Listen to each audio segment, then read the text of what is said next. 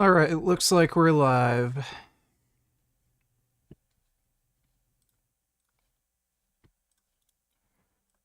During the weigh-in before her UFC fight, fans are usually thrilled by Ailin Perez's performances, whether she's at the weigh-in or smashing her opponents in the cage. But today wasn't as fun for her. Ailin couldn't make weight and had to endure a grueling weight cut. On stage, she looked extremely distressed, and despite her efforts, she was 0.5 pounds over the limit. Just look at Ailin's condition as she left the stage. Didn't her shaky walk remind you of something? That is weird. On the 2nd of December 2017, I achieved the greatest world record in my speedrunning career. I beat the first level of GoldenEye on the easiest difficulty Agent in 52 seconds. This feat took hundreds of hours to achieve, and when it happened it was a really big deal. It was even covered by mainstream news outlets, which is pretty rare for speedrunning. The run was beautiful, and to this day I'm still shocked that it actually happened. Damn 52 remained unmatched for over 4 years, until Carl Magnus Wall would achieve 52 in 2022. Dude! What? No fucking way, dude! Once again, it took him hundreds of hours to achieve, and you can tell by our reactions how special this time was. In February 2024, Joachim Jung became the third person to achieve 52, a time that he claims took him 400 hours. Damn 52 on the Agent difficulty is one of the most prestigious world records in GoldenEye history. Not necessarily because it's the most difficult, but because of how long you need to grind to actually get it. Of course, you do need to play well, but you also need to be very, very lucky. If you wanted to get Damn 52, you basically needed to accept the fact you'll probably be playing for hundreds of hours before you actually get it. 52 seconds was maxed. It was considered by everyone to be the fastest anyone would ever go. With how simple the level was, with how much effort we put into optimizing it, and with how perfect a run you needed to perform in order to even have a chance at 52, surely 51 seconds would never, ever happen. And then in December of 2024, everything changed. A new discovery shook the entire community to its core. To everyone's shock, a huge time save was found that turned 52 from one of the most grueling world records in the game's history to one of the easiest. In a span of just 72 hours, 8 more people achieved a 52. And now people are asking, is Damn 51 possible? In today's video, we will take a quick look at this crazy new discovery, and I will give you my thoughts on whether or not I think Damn 51 will ever happen. I really hope you enjoy. Legends, I cannot believe we are coming to the end of another year. Honestly, for me, this has probably been the most stressful year of my entire life, which is why it's so important that I keep looking after myself, and to try today. The critical feature of Damn are the large double gates the player reaches about halfway through the run. Everything else is extremely simple, and there really isn't much time to save. It's mostly pure strafing, and it's not like we can just run faster if we wanted to. Historically, everything has centered around these double gates and how fast they open. Since the dawn of time, players knew that if they ran as fast as they could to the double gates, they will open just after you get there. Players also knew that if they hit the button that controls the gate, it will open slightly faster. The gate is actually opened by a guard who begins his journey. How serious of a threat do you perceive this as? How would you react if your country was coerced into becoming an American state?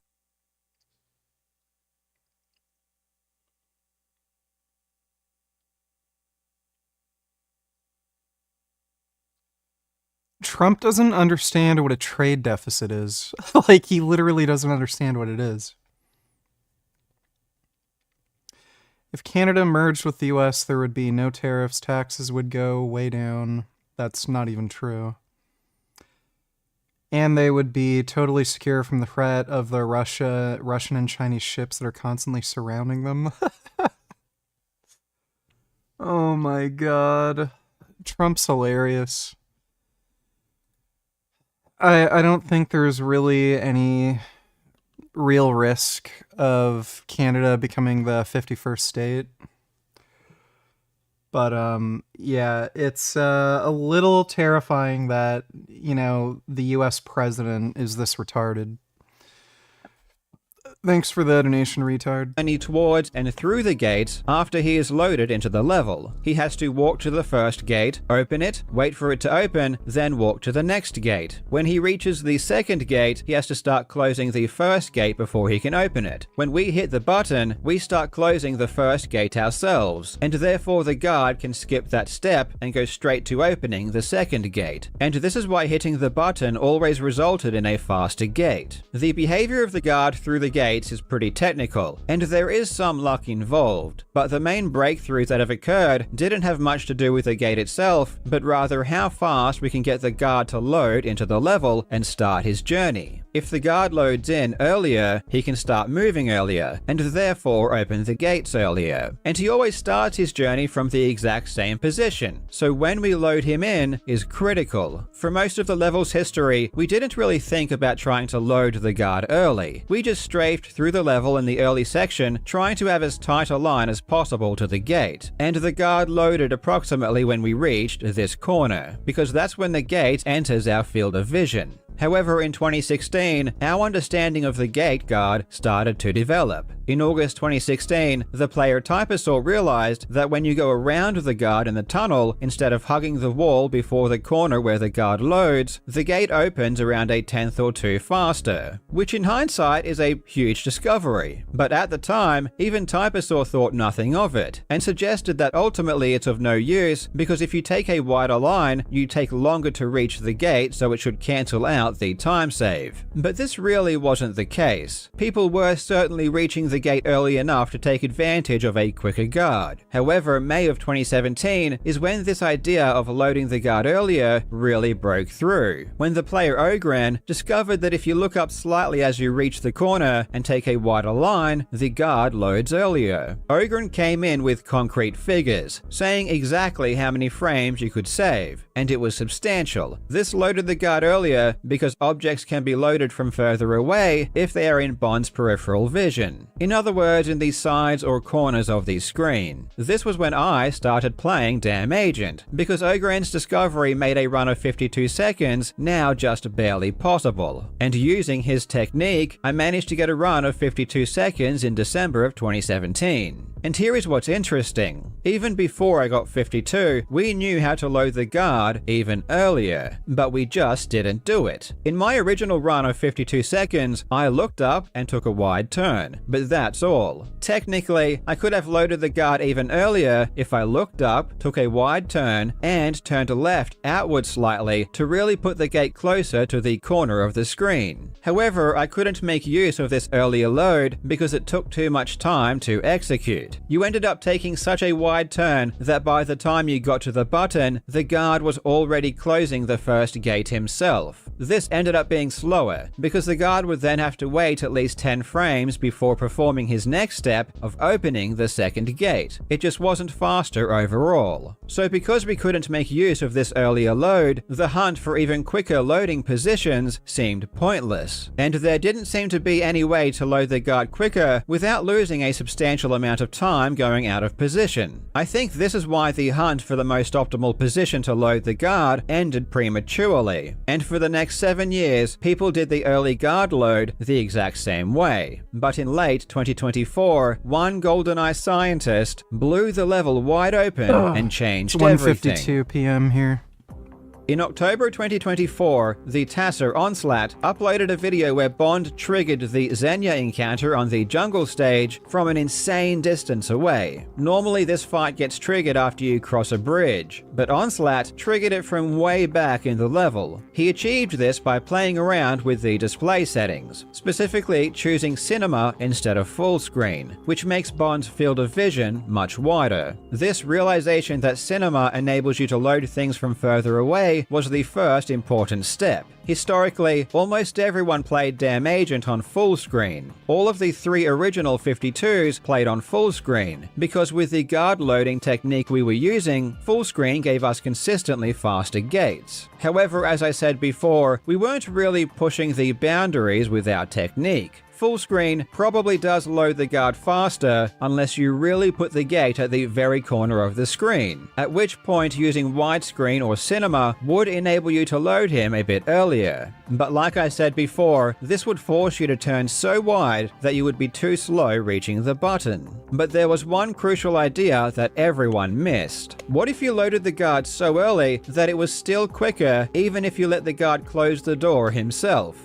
At the time, this really didn't seem possible, because the most we could do was load the guard just a few frames earlier by turning outwards a bit more. In order for this to work, you would need to load the guard at least a half a second earlier, which appeared impossible. However, Onslaught still wanted to find out exactly how far away you could load the guard. Sup Richard? How are things? Anything new? You gonna be watching CES? AMD stream starts in 5 minutes and Nvidia in couple of hours after. New GPU and CPU announcements and RTX 5090.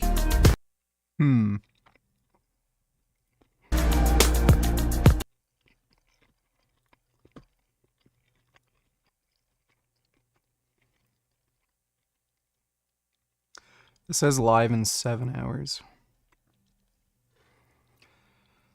I am kind of excited for the 5090. It better have a pretty huge fucking performance boost over the 4090, because it sounds like it's going to be ridiculously fucking expensive. Like, stupid expensive. But nothing really new, you know, I've just been chilling. Feeling better, like, physically lately, so I'm back to doing some serious training. Thanks for the donation, Proud Lolicon. I don't expect AMD to make, like, you know, aside from their processors, their graphics cards are pretty meh. They can't compete with, like, a 5090. And across all their SKUs, their ray tracing performance is much worse.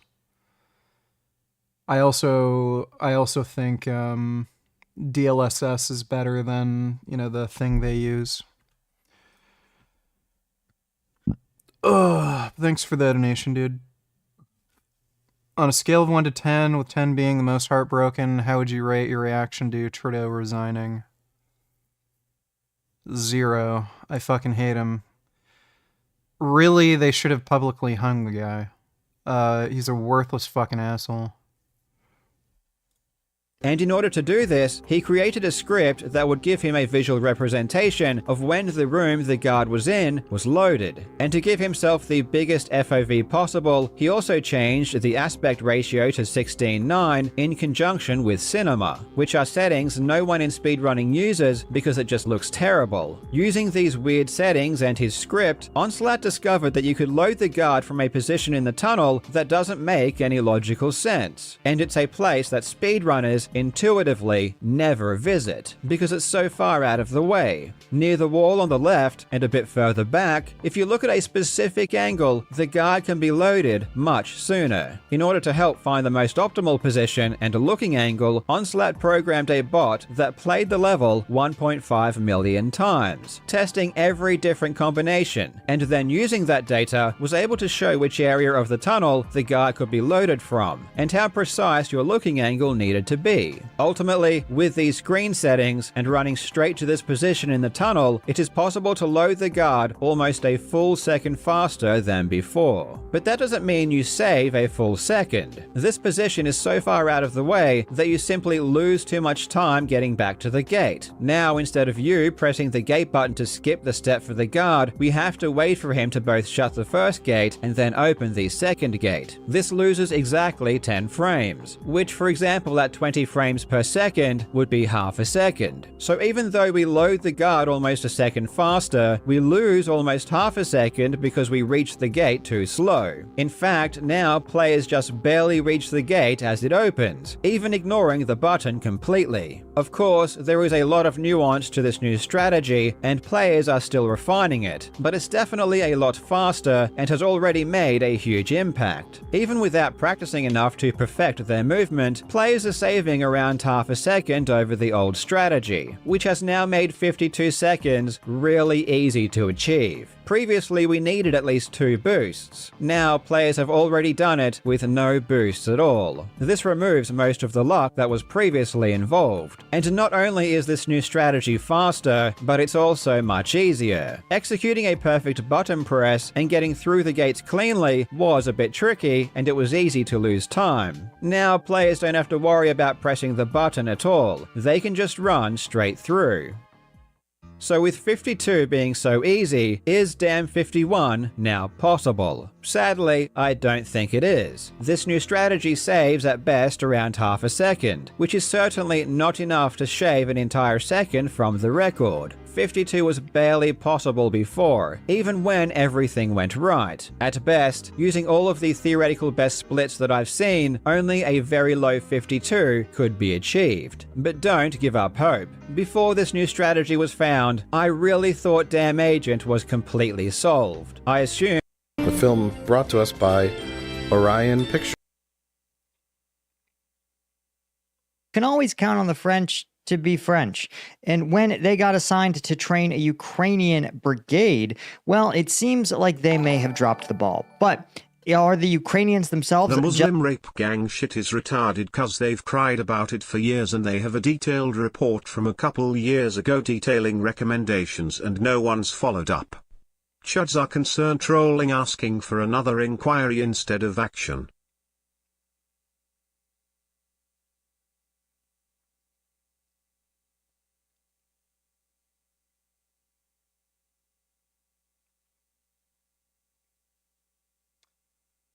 UK society is cucked to begin with.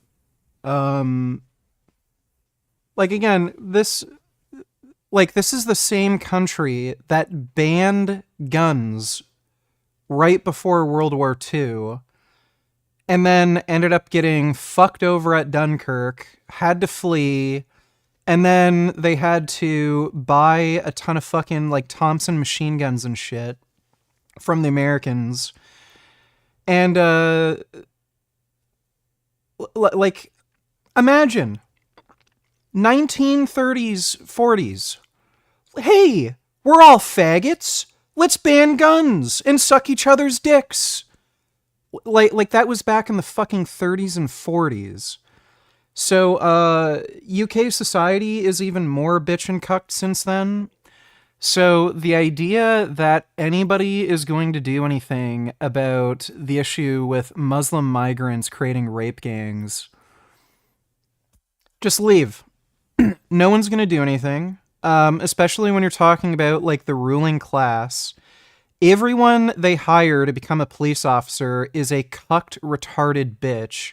All they are fucking Karens that don't have any guns, don't have any real body armor. They don't know how to fight. They're fucking cowards. They won't stand up for themselves. And they're getting rolled over and over and over again when they're fighting actual fucking criminals. So no one's going to do anything about this. Everyone's too afraid of being called racist. Everyone's just a worthless fucking Karen that won't do jack fucking shit. Just leave the UK. It's a country of fucking pussy-ass retards run by pussy-ass retards. Just leave. If you have money to leave, leave. I don't know why anyone fucking lives there at this point. Thanks for the donation, retard. Nipple clamps donated $2, praying for the Americans to invade and liberate us from the Islamic State. Yeah, that's one country Trump should probably take over. Thanks for the donation, Nipple Clamps. Just as responsible as anyone. I'm Paul, U.S. Army combat veteran. Let's talk about it. Okay, so this is a story that is interesting and maybe a little sad because a French-trained Ukrainian brigade is facing a probe following what they call mismanagement and desertion allegations.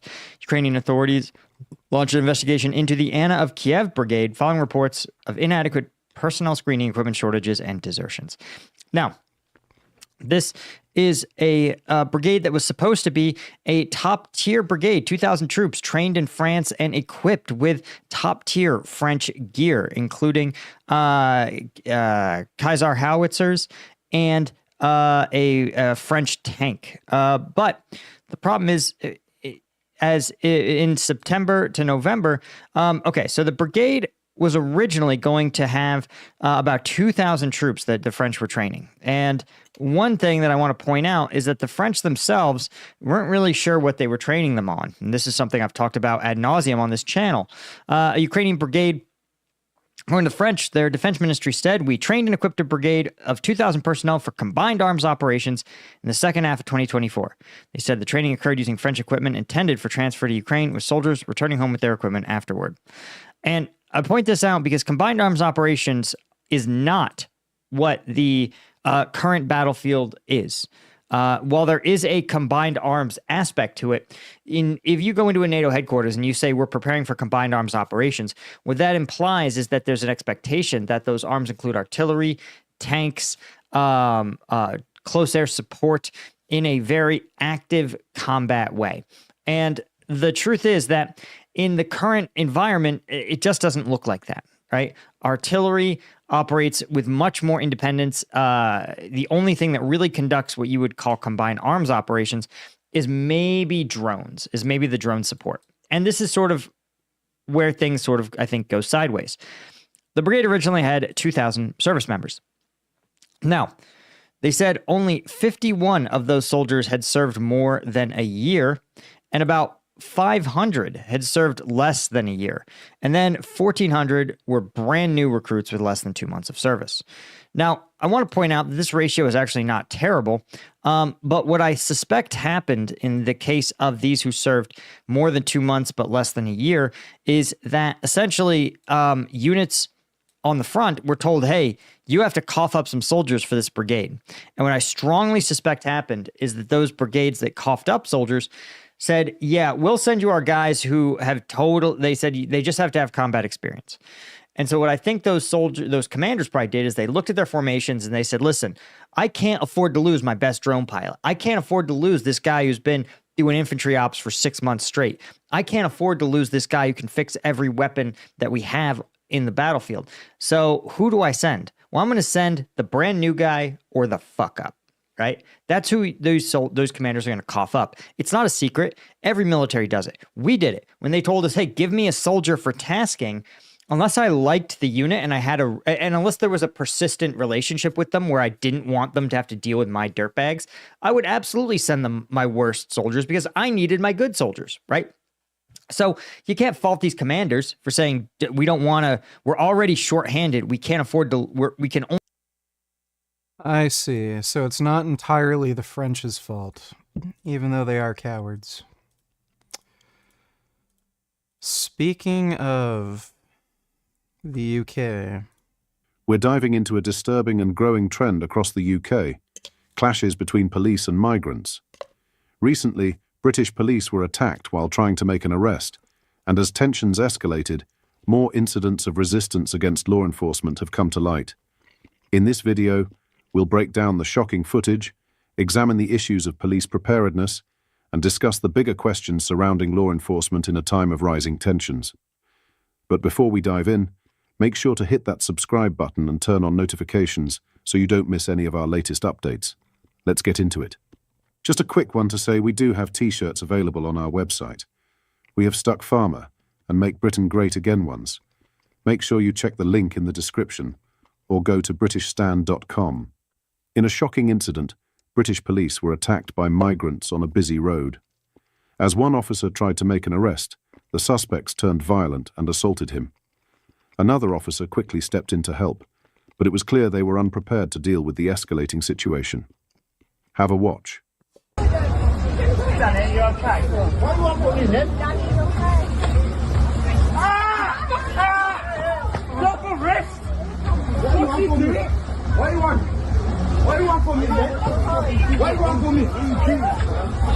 What do you want? What do you want from me? I'm on the floor. What do you want?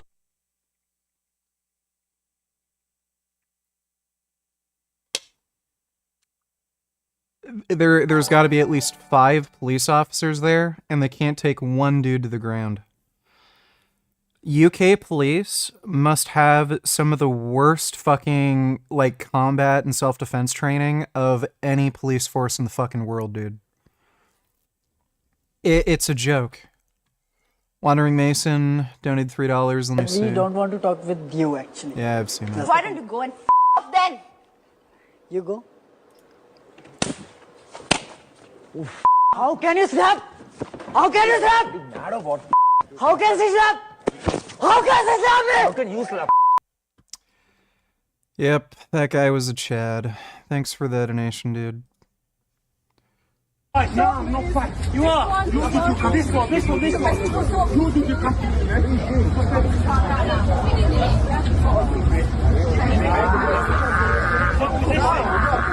What the one?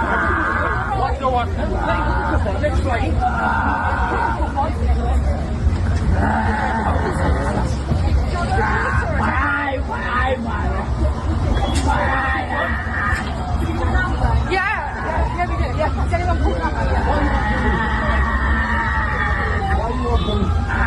Why are you filming it? It's not funny, is it?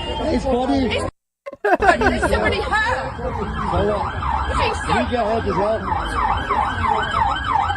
This was not an isolated case. In another disturbing scene, a police officer attempting to arrest a suspect was physically obstructed by a woman, with other officers standing by, seemingly unsure how to respond.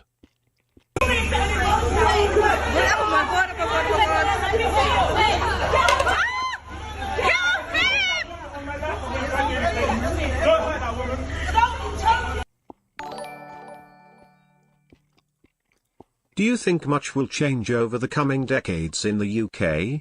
There is extremely widespread resentment towards the Islamic community in this country. We are primed for a right-wing government, but reform is still too soft.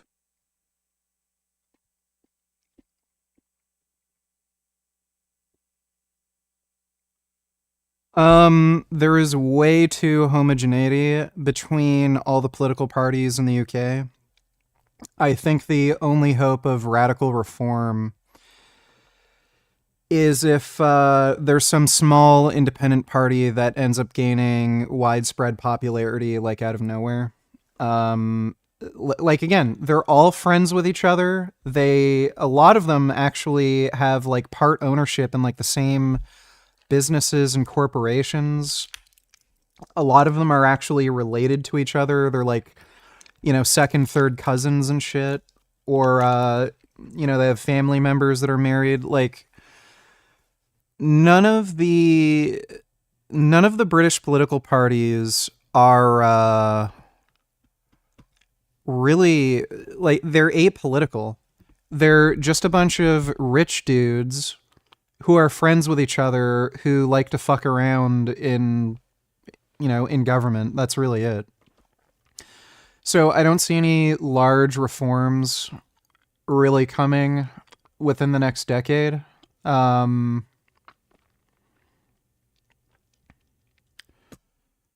I don't think so. Thanks for the donation though, Nipple Clamps. Is the narrator of the British Stand channel an iVoice trained off James O'Brien? Speaking of. It is to Elon Musk that our attention turns I don't know. First this morning, but I'm not, in the first instance, quite sure how. So something a bit weird has happened to me in the context of what you might describe as Elon Musk's universe, and I don't think we're going to have this argument today, but I don't think that there is much mileage in the argument that you should just ignore him.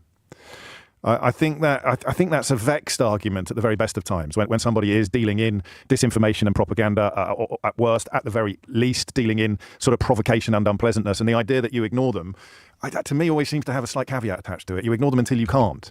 But in Elon Musk's case, I don't think that caveat applies. If you are essentially in lockstep with the next president of the free world, if you are widely perceived to be the de facto deputy president, if you own one of the biggest social media platforms in the world, albeit one that has become something of a sort of far-right fertilizer since he started unbanning various liars, grifters and racists, if you are the richest man in the world and therefore capable of exercising epic power in all territories almost, then you cannot be ignored. I think it's foolish and naive to pretend that you can. But you notice a little pause in my voice there, I think, just a little catch. Should we be talking about this?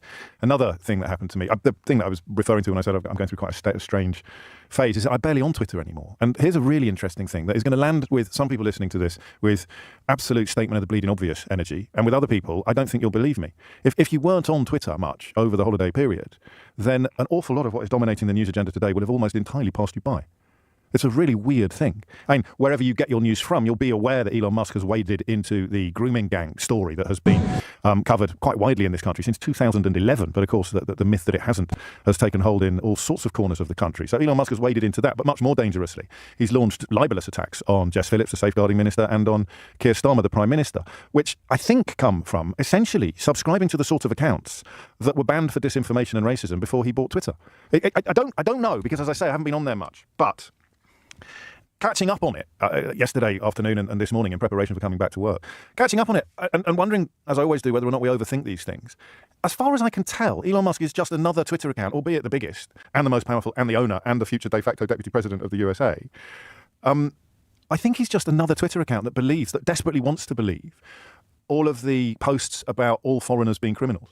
He seems to me to be, I don't know whether white supremacist or whether he's still got the vestiges of the South African apartheid that he grew up on the wrong or the right side of, I suppose, depending on your politics. But you can overthink these things. You can dig too deeply into these things.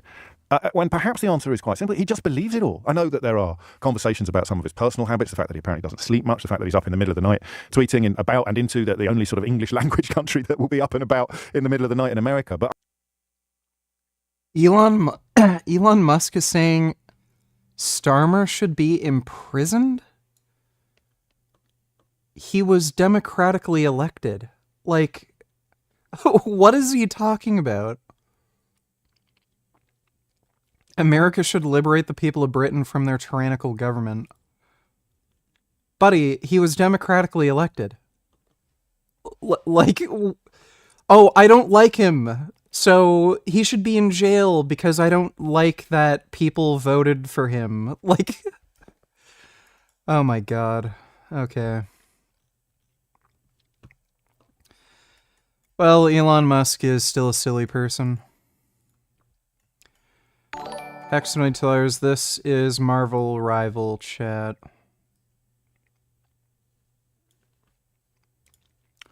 Chinese censorship and Marvel rivals confirmed.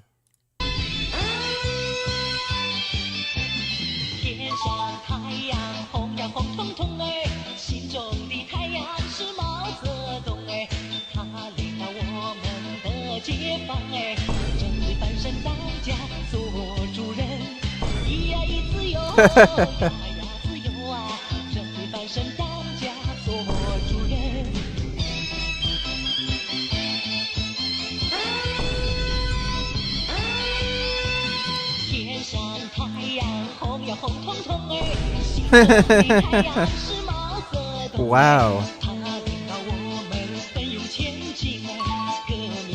Oh my God. Is this for real?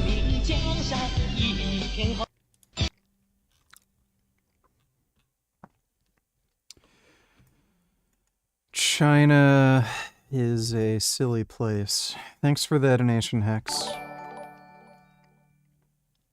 Would you vote for AfD if you were German? I'm not familiar with the political party, so I'm not sure. Thanks for the donation, Arrow. So they're trying to arrest somebody. Some crazy fucking bitch comes out of nowhere, starts attacking the cops. Then there's at least one other cop who doesn't do anything to stop her. Police in the UK are fucking cowards. I've seen them do this shit where they ignore a serious situation. I've seen like fights break out and they literally just stand there and they try to like act like they're busy doing something, like they'll fiddle with their walkie-talkie or something. They're just all fucking cowards and they don't want to get involved in, physical confrontations.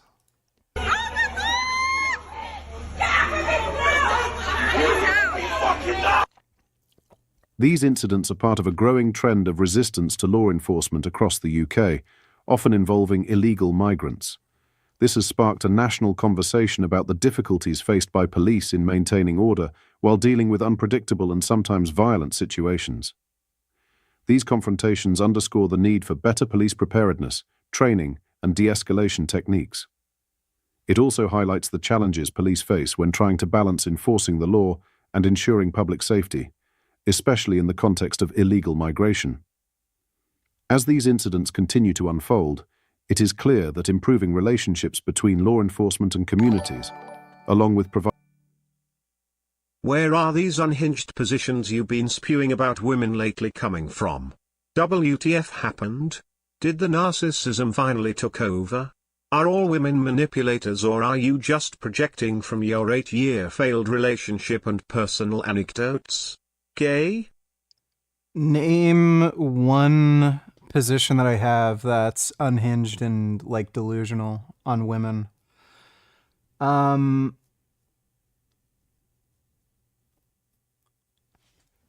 Did I ever say women are, well, I guess I sort of did. Women do deliberately start problems where they'll like say something stupid like, oh, you're not spending enough time with me or something. And then when you spend more time with them, they end up disrespecting the fuck out of you, acting bitchy, and then they'll break up with you. I call it female psychosis, where women want two things at once. They may have some sort of weird neurotic problem where they feel like they need more attention or company, but at the same time, they have an interest in dominant men who they don't want to listen to them. So those two things can't exist in the same space at the same time. So what ends up happening is they'll play these games where they'll say, oh, you're not spending enough time with me. You're not giving me enough attention. You're going to go see your friends on the weekend, but you never spend time with me. And then when you shrug off your plans to go hang out with your buddies and spend time with her, she'll act like a complete fucking cunt and then break up with you later down the road. That's what women do. I guess you can call it manipulative, and it's true of a lot of women, not all women, but yeah, chicks will try to bullshit you and they'll try to cut corners as much as they can so that they don't have to do any work. So the classic one is, oh, the grocery bag is too heavy. Can you get it for me? And the bag of groceries is only 20 pounds. That's an obvious one. Or, oh, can you move the couch to the other side of the room? And it's easy to move the couch. I can't move it. It's too heavy. Women will do that all the fucking time. And I think that is probably deliberately manipulative. And I would probably say most women do shit like that. Thanks for the donation, though, dude. If you disagree with me, you can always pop in Discord and, talk about how you're a cuck bitch. Majin Buu and Tillers, do you like Bang Energy more than Ghost or Monster? I've been getting Bang energy drinks because the gas station that sells these, they're selling them for cheaper than the Monster energy drinks or the Ghost. And these actually have 0 calories. The Monsters have 10. The Ghost energy drinks have 5. These have straight 0. It's not really a big deal or anything. It doesn't really make a difference. But the main reason I switched to Bang is because they're a little bit cheaper. I think these are 50 cents cheaper than no, I think they're $1 cheaper than the Ghost, and they're 50 cents cheaper than the Monsters. Thanks for the donation, though, Majin Buu. Providing police with the necessary tools to handle these challenges, is essential for ensuring safety and order in society. What are your thoughts on this? Nothing I said is misogynistic, okay?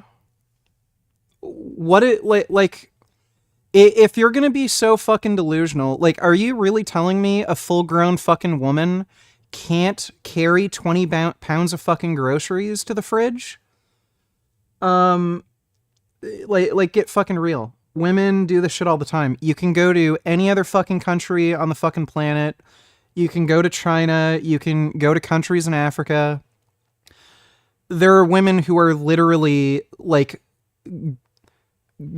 dragging or carrying over 100 pounds worth of shit on their fucking back as a daily chore.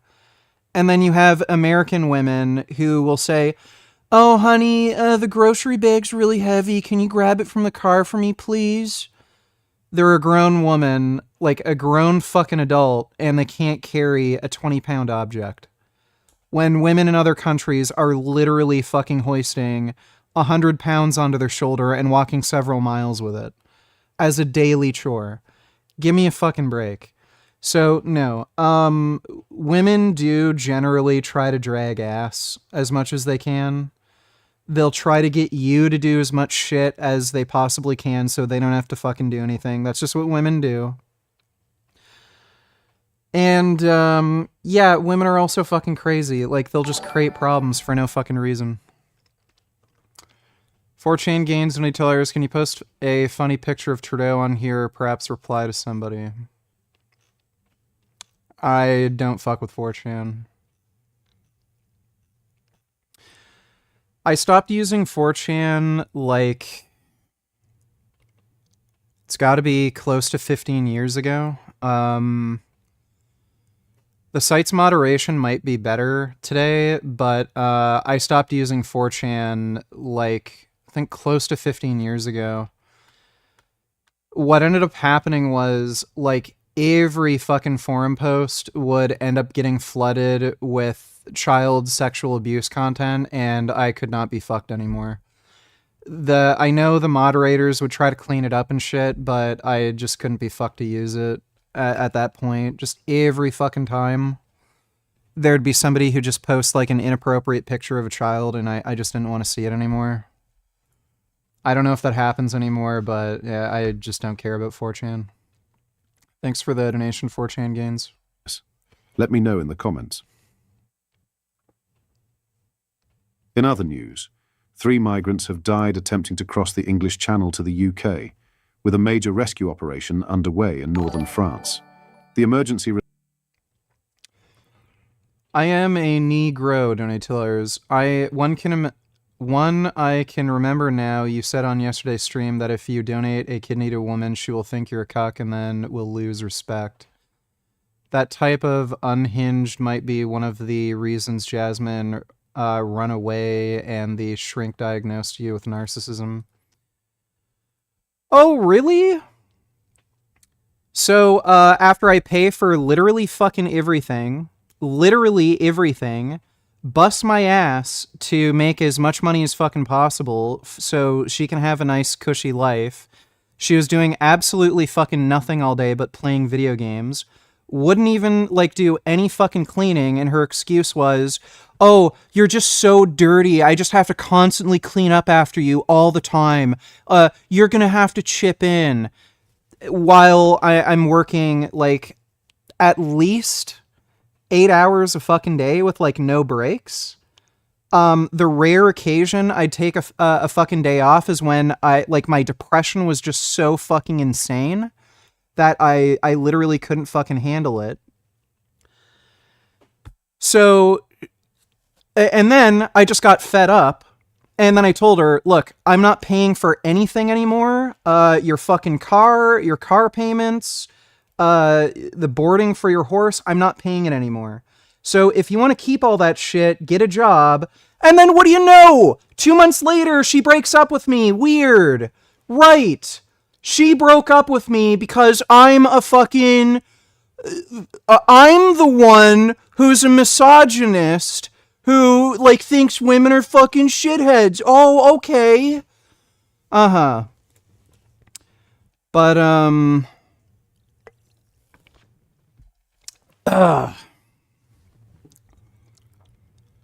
It's true. Guess what?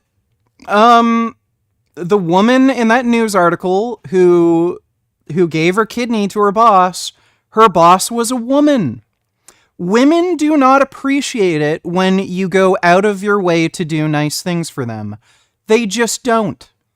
It's the truth, okay? Women do not think, oh wow, somebody did something nice for me. I really appreciate that. Maybe I'll do something nice in return. They don't think that way. What they think is, oh, they're a simp, they're a bitch, I can take advantage of them. That's just what they do, okay? If you think I'm a misogynist and I hate women for that, then, go be a simp, go give women money, go do nice things for them, and see how they treat you, okay? Thanks for the donation, I'm a Negro. Response began at around 6:15 a.m. on a beach in Sangate, near Calais, where approximately 50 people were left stranded in the water. A large-scale rescue operation is taking place at the Tom Souville base, with firefighters and law enforcement officers deployed in significant numbers. A Dauphin helicopter from the National Navy was deployed to the scene, recovering... Sorry you're going through a breakup. I just got out of a 5-year thing too. Take it a day at a time, it will get better. I'm not going through a breakup.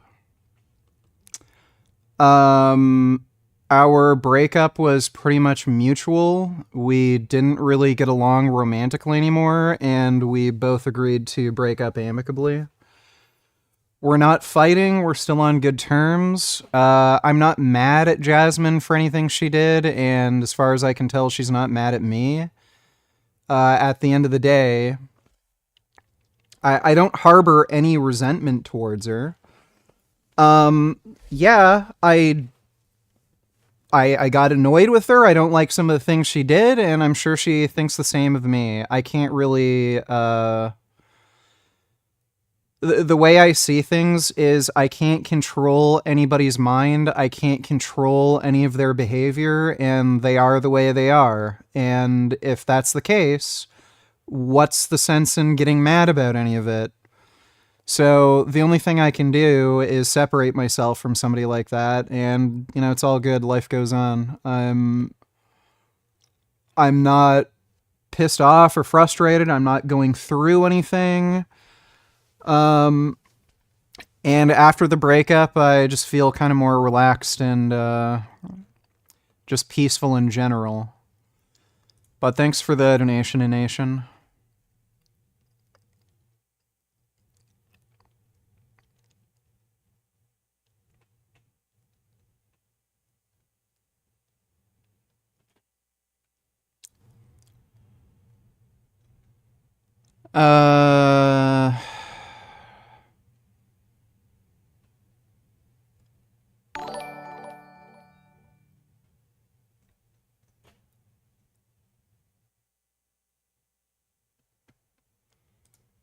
I am a Negro, and I tell her it's okay. Richard, Jasmine fucked up really hard, but that does not excuse her narcissism. I'm not a narcissist.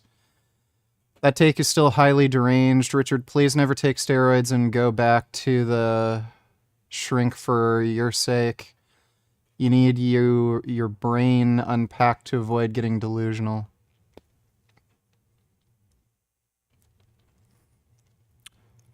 There's nothing delusional about it. If you go out of your way to do something nice for a woman, they will not have the level of appreciation you will expect. Okay? It's just the case. There's a reason why when that woman donated her kidney to her female boss, her boss started treating her like a piece of shit. And it's because it is just... I'm not saying it's literally every single woman. There are some women who are reasonable, but it is, on average, the case that when women think they can take advantage of you and push your boundaries, they're just going to do it. It's just the way they act. If you think I'm a misogynist or delusional, go ahead, go out of your way to be nice to women when they say, "Oh, you need to spend more time with me," or "Can you buy me this?" Go for it. See if there's any reciprocity. Sego donated $2. Damn, when you said you busy your ass off, you meant it literally twerking for James. What if she isn't vegan anymore and can eat meat again? Richard, Jasmine is your life. She is going to get fucked by a meat eater. I don't care. Thanks for the donation, dude.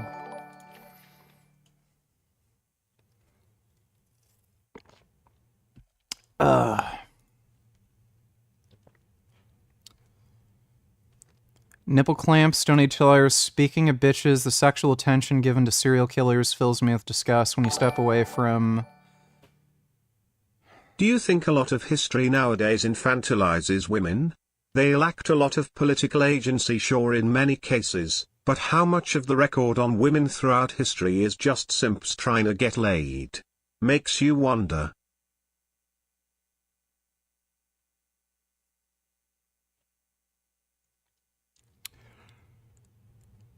You're gonna have to elaborate on what you're trying to say, because I don't understand what point you're trying to make.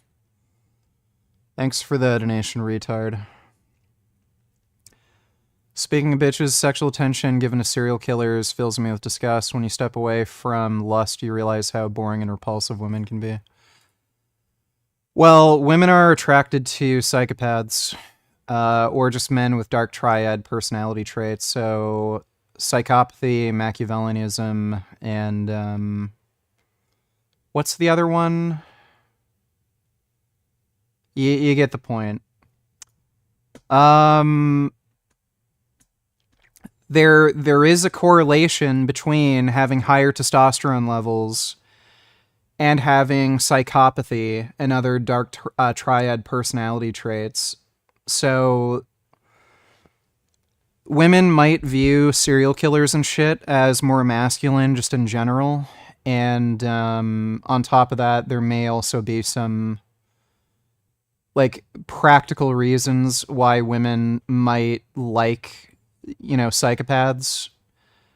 They will just do things to, you know, get themselves ahead without any regard for like anybody else's feelings or well-being. So they, as long as they're able to function within society, they do have a huge advantage when it comes to success. And we all know, you know, women like money. I don't think that's any secret. But thanks for the donation, dude.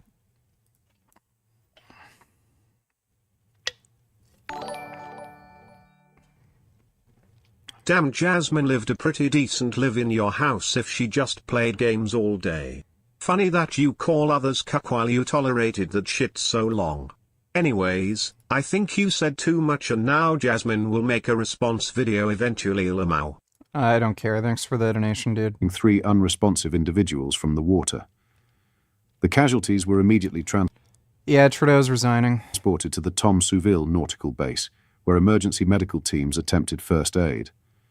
Medical teams from SMUR, Emergency Medical Services, pronounced 3 individuals deceased.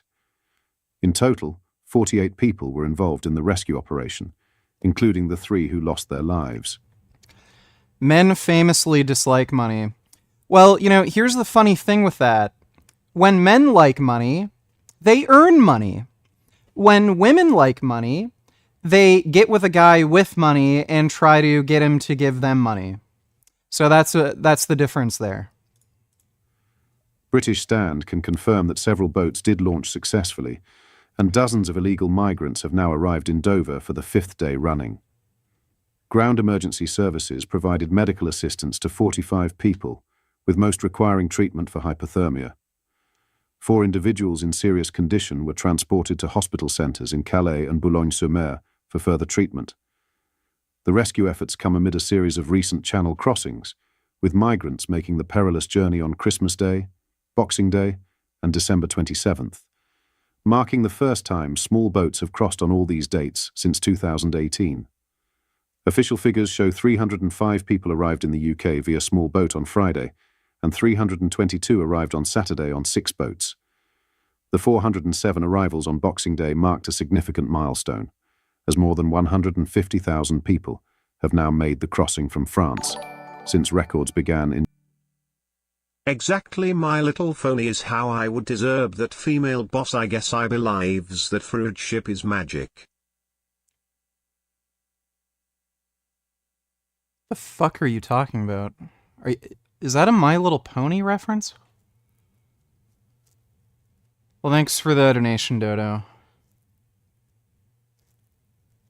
That was a strategy born out of necessity. No, it's not.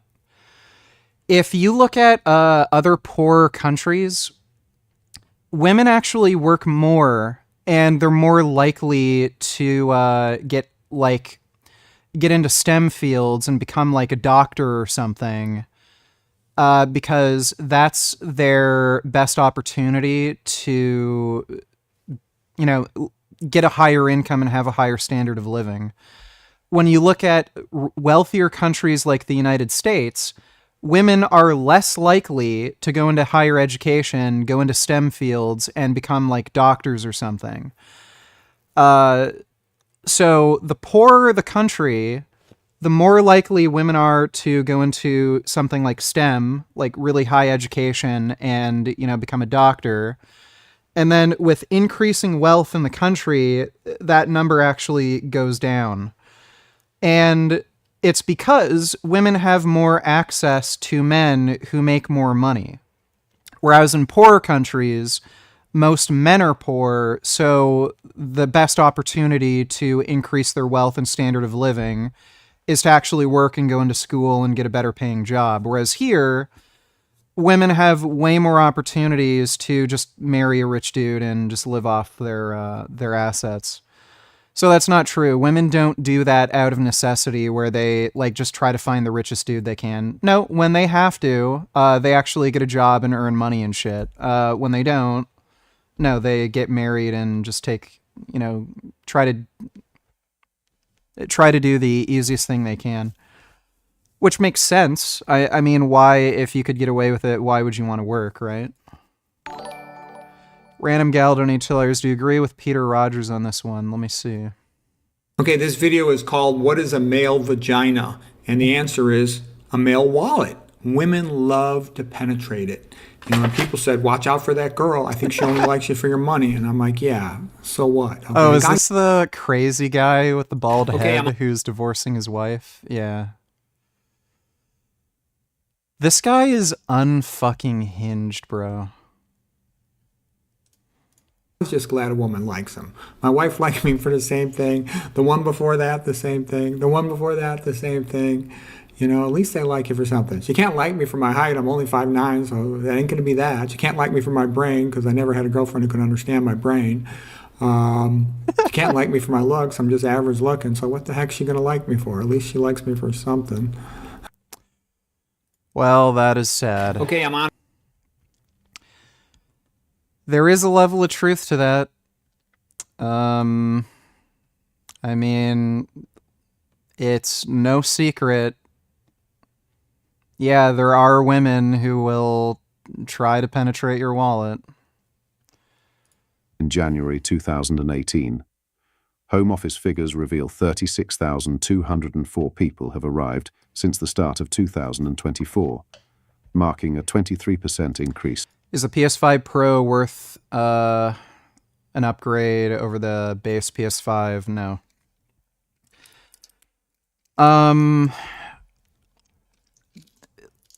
If you're still playing on console, you're literally a fucking toddler, dude.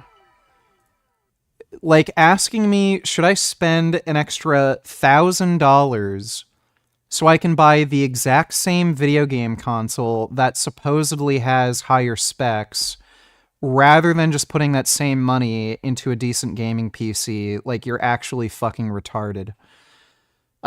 It plays the same games. Because it's on console, you can't change each individual setting in the game. So you can't set custom resolutions. You can't change like post-processing effects, textures, anything like that. So the only advantage the PS5 Pro has over the base PS5 is entirely on whether or not the game developer adds features for the PS5 Pro. Why would you spend $1,000 just hoping and praying that the developers that made your favorite game are going to update the game so that it runs better on the PS5 Pro? It's fucking retarded. So, become an adult, and just buy a gaming PC. I don't know why the fuck you're thinking of getting a PS5 Pro. It's fucking retarded. Thanks for the membership, eh? To elaborate, I was semi-joking, but women my age typically view themselves as horribly oppressed and pathetic throughout history with no agency. But they got some highlights. Cleopatra, British queens, Chinese empresses, Catherine the Great, etc. Well, women like playing a game where they act like they have no agency and they're pathetic and useless and you have to help them. Especially feminists, because they're stupid. And how else are they going to get ahead unless they can get, some sort of pity party going so that you can hand them money or, create DEI initiatives. So even though they're completely unqualified for a given job and they suck at what they do, oh, well, we've been oppressed for centuries and we need to get rid of this oppression by making more equality in the workplace. So yeah, it's all stupid, cynical ploy, to create some kind of fucking pity party so that they can just get free handouts. Thanks for the donation though, retard. I agree with you that we should not always respect the law. The law defends stupid crap like this. In British Columbia, Canada, it's illegal to kill a Sasquatch, which is classified as an endangered species. This bizarre law has sparked debates about conservation, cryptozoology, and the limits of legal protection. When hiking in BC's wilderness, you can look for Bigfoot, but don't touch it.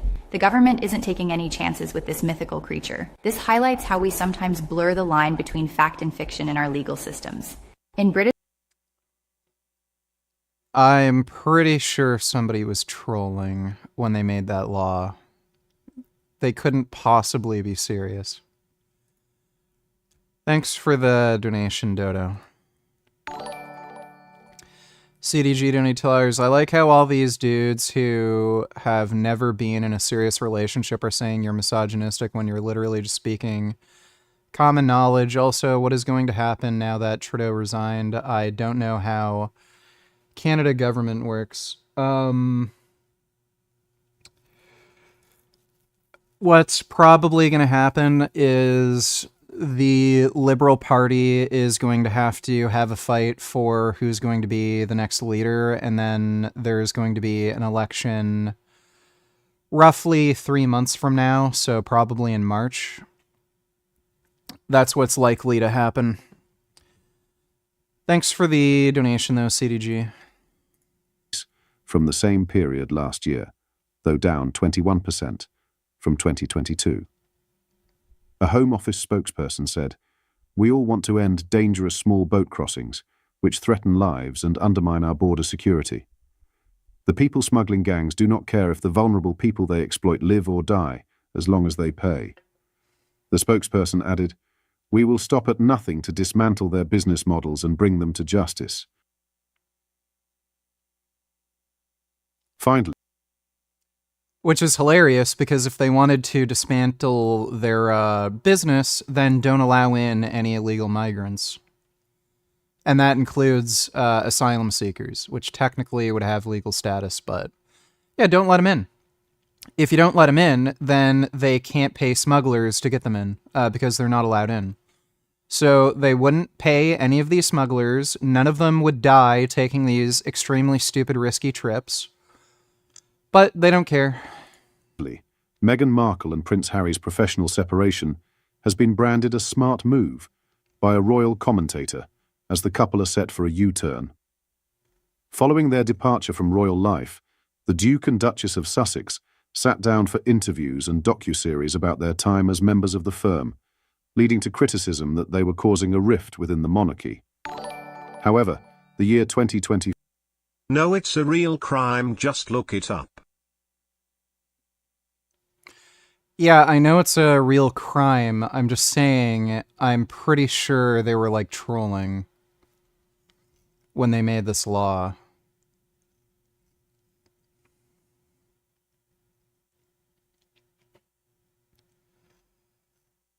Yeah, Bigfoot is not real, but thanks for the donation, Dodo. ...before was a U-turn for the couple, with Harry, 40, and Meghan, 43. I can play Space Marine fully maxed out at 4K. I don't know what frame rate I'd be getting. I'm not sure if I get up to 144 FPS. Embarking on solo appearances to focus on their individual aspirations and not discussing the ongoing royal rift. A friend of the Sussexes previously told People, "It's clear that a twin-track approach is evolving. The Duke and Duchess have now hit their stride as individuals, not just as a couple." The Duke appears focused on his patronage work, and the Duchess focused on her entrepreneurial track. A royal commentator shared his insights on Prince Harry and Meghan's professional separation, suggesting the move has proved beneficial for the couple's public image. Not yet already? Which has been terminated. Oh my.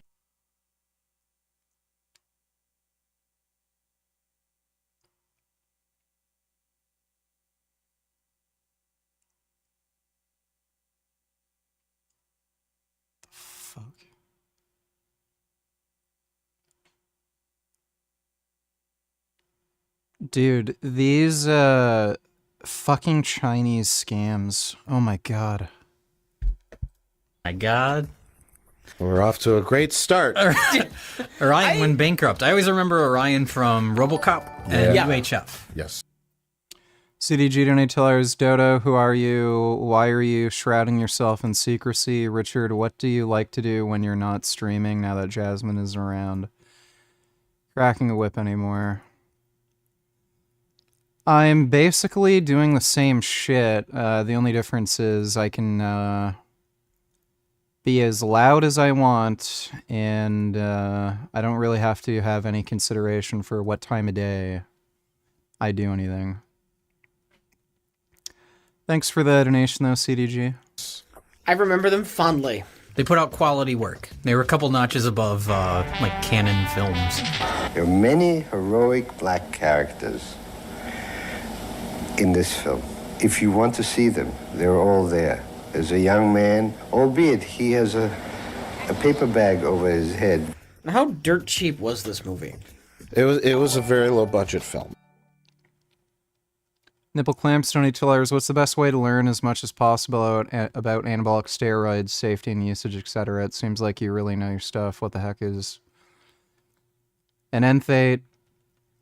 It's an ester that has to get cleaved by enzymes. Maybe you could learn to use Google. Tell us everything you know about roid burgers and how to build 39-inch arms. Thank you. I think you'd be fine just Googling it. Thanks for the donation, Nipple Clamps. I think most people know this, but I mean... As far as the actual budget, I'm not sure. I know this is James Cameron's second film. Jasmine took Finn, Faye, and BMO, and I kept the rabbits and Gummy. I think his first film was Piranha 2. Piranha 2, The Spawning, which I watched in preparation for this commentary, and I really didn't need to.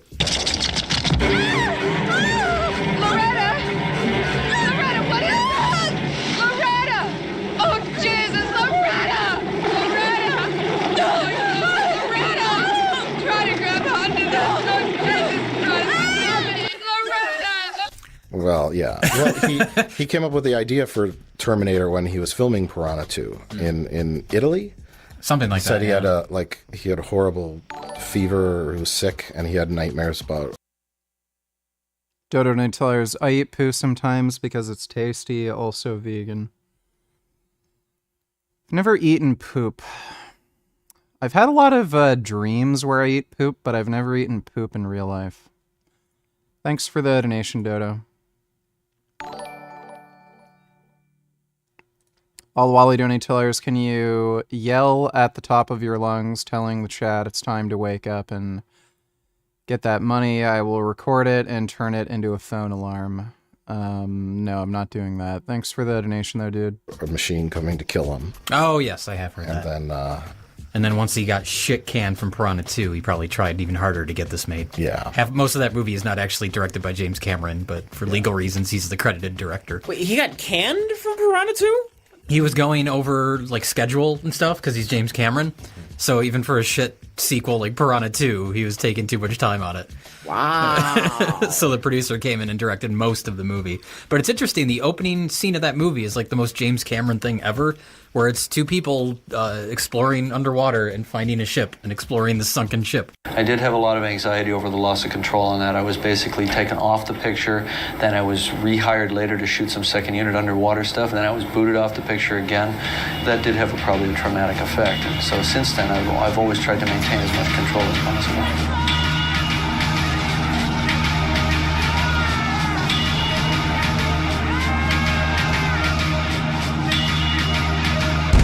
Like, I love the look of the effects in this movie. All the miniatures and rear screen projection and... Yeah, a lot of that, the opening scene, it's a combination of rear screen projection and forced perspective miniatures. Yeah. Every trick in the book. How the hell do you know that Bigfoot is not real, he or they, if it's an entire species for that matter just might be out there in the wilderness killing and eating innocent little campers? Well, the guy who made the Bigfoot thing admitted it was just a hoax. So I think that seals the deal. Thanks for the donation, though, Dodo. Dodo Donatellers, can I get Jasmine's number? I want to give a shout-out. No. Thanks for the donation, Dodo. Every trick in the book. James Cameron knew about that because he was doing visual effects before he directed. Yeah. He did miniature work or matte painting for Escape from New York. He's actually a very good artist. I mean, I don't know. I'm sure most people know that, but he's really good. He draws the Terminator. I think he did the concept art. Yeah. Yeah, yeah. And that's what they went off of. So a lot of people know that. Do most people know that he loves himself? Yes, most people do know most that. people know that he's a horrible, egotistical monster? They know that? Okay. Well, you know what? Rightly so.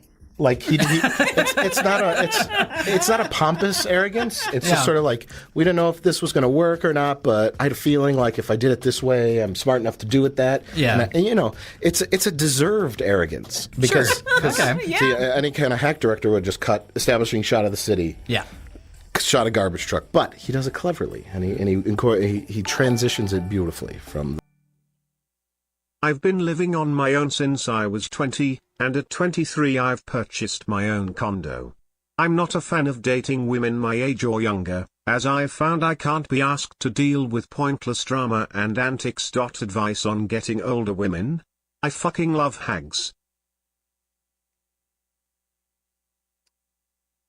Well, sounds like you're making some of the most ideal set of life choices there. Here's the thing, dude. If you don't want to waste your time with stupid, silly drama, have, like, bitches tell you what to do, get in your way, waste your money, just do casual dating, keep women at a distance, don't let them, like, live in your place, and, just keep dating them until it runs its course. Like, once they start talking about, oh, let's move in together, or let's have kids or something, that stupid bullshit, then just let it run its course and then move on to the next chick. Other than that, like, if you want to date older women, then just talk to older women. Generally speaking, women do prefer to date older men, so you might find a lot of older women aren't really interested in dating a younger guy, but there are some out there. So, it's up to you. But yeah, just talk to older women. It's simple as that. Thanks for the donation, dude.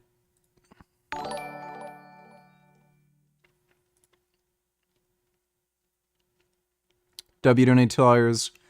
AMD mentioned AI like 150 times. LMAO consumers so sick of it. Gamers Nexus doing the actual announcement with GPUs reveal. AMD today announced a ton of CPUs, GPUs, and SoC, which is a Z2 for gaming handhelds and some mobile parts. The 9950X3D and 9900X3D are part of this. The Ryzen Z2 SoC is the one for handheld, so the predecessor was used in things like the ROG Ally. And then they've also got RDNA 4 GPUs that they have announced, but they haven't given a lot of information on. We still have everything they've given us, though, and those would be the 90 option below. We'll start with AMD's GPU news. It's the quickest. That could be a good or a bad thing, depending on what they announce a little bit later. But AMD announced the existence of its Radeon RX 9070 series. It's going to be the 9070 and the 9070 XT. Nothing else has been announced at this time. They noted a Q1 2025 availability. For the specs, they are extremely limited. The company did picture several partner models in its announcement slide. This includes at least one that's a Yeston model, a Nasrock model, XFX, and all the others listed in the corner. The cards pictured are generally 3 fan coolers. Some of them are 2 to 3 slots thick with 3 slot brackets, which is nice. AMD says the GPUs will use its RDNA 4 architecture and will utilize a 4 nanometer process from TSMC. AMD mostly described its specs with adjectives, which is unfortunately not actually useful. Words like optimized compute units, supercharged AI compute. So in other words, it's not as good as the, comparable NVIDIA card.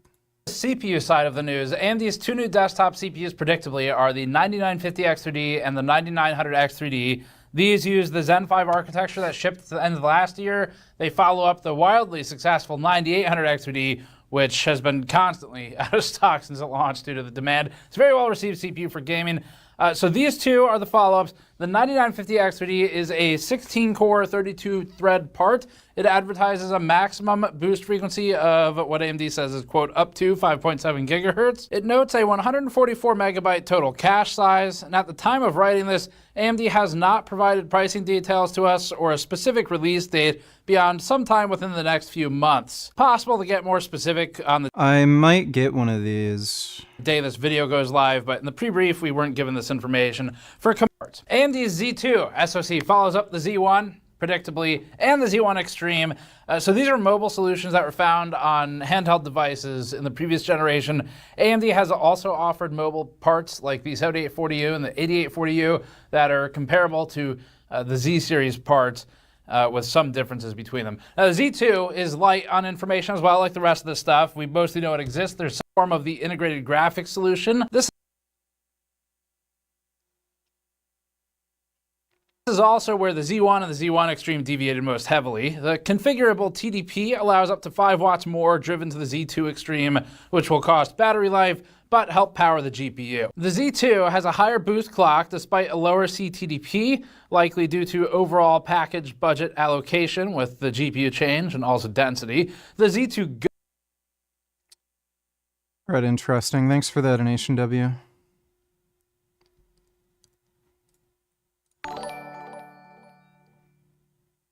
But that is not the only Evans of Bigfoot you know.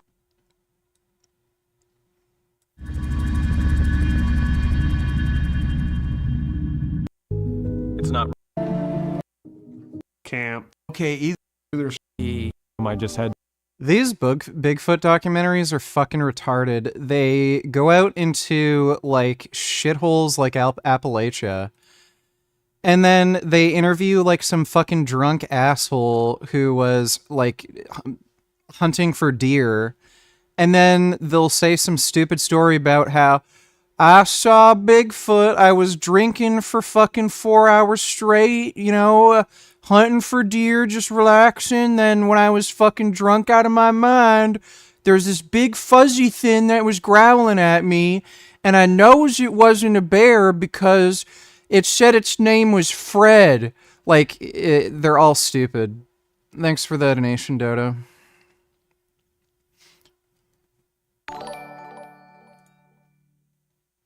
I'm still using a 2080 in 2025. I only game in 1440p and prefer above 90 FPS. Am I inhaling copium thinking I can get by for the next couple of years? You can get by for sure. It's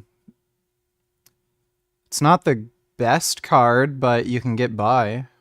So, thanks for the donation, M-Dog. Appreciate it. The post-apocalyptic world to a nude Arnold Schwarzenegger, which is what we all came here to see. It's a staple of the series. Every movie is a remake of this movie, except for Terminator 4. We are dead! We are all dead! Except for Salvation, it's all just the exact same plot rehashed, with slight variations in it. Very much like the Borg. Yeah. Where it's like... the Borg. Anything after that, you're just redoing the same thing.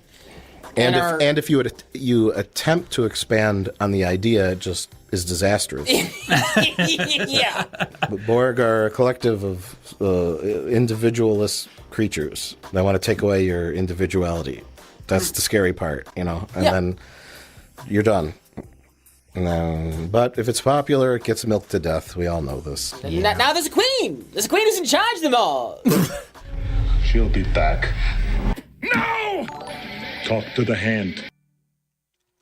Right, donate $2 on this.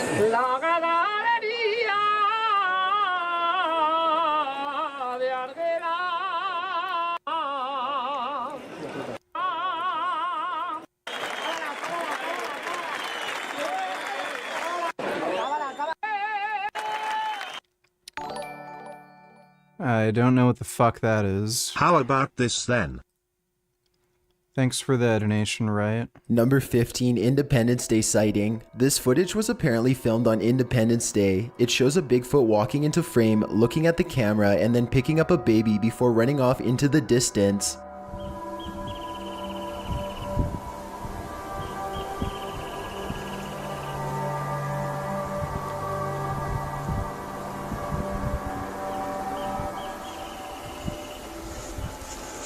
The Bigfoot seems to be...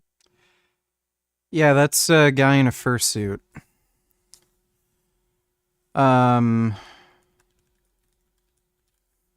love how that guy Chills was in Smiling Friends. All right, 153 Meat Boulevard. This is the place. Number 15. Could I get the number 15? Sure thing, hon. Oh my god. I love that show. It's so great. I love how they got Chills to do that. All right, well, thanks, Dodo. Probably one of the greatest movie monsters of all time. Mm-hmm. And I hate him too. One minute they make him a hero, they just soften that. They kind of shit on that a little bit. I agree. That's my biggest issue. Like, I like T2 a lot, but you really have to get over that hurdle of, oh, now the little boy and the Terminator are best friends. I mean, I don't hate the movie because of it, but I still prefer the first one because I love Arnold as that emotionless killing machine. Yeah. Well, that's I know Arnold was hesitant about the second one because James Cameron was making him a hero. Oh, really? Nice night for a walk. Back then, all Arnold had was his body. Now he doesn't even have that. Not anymore, yeah. now all he has are his catchphrases. Though I saw the trailer for Maggie. He actually looks decent. I liked him in Maggie because they knew how to utilize him properly. He doesn't talk a whole lot. It's all... I mean that in a good way. It's like he has just like this grizzled... Like, he doesn't look so like huge and imposing anymore. Jay, is this the first cinematic appearance of Bill Paxton?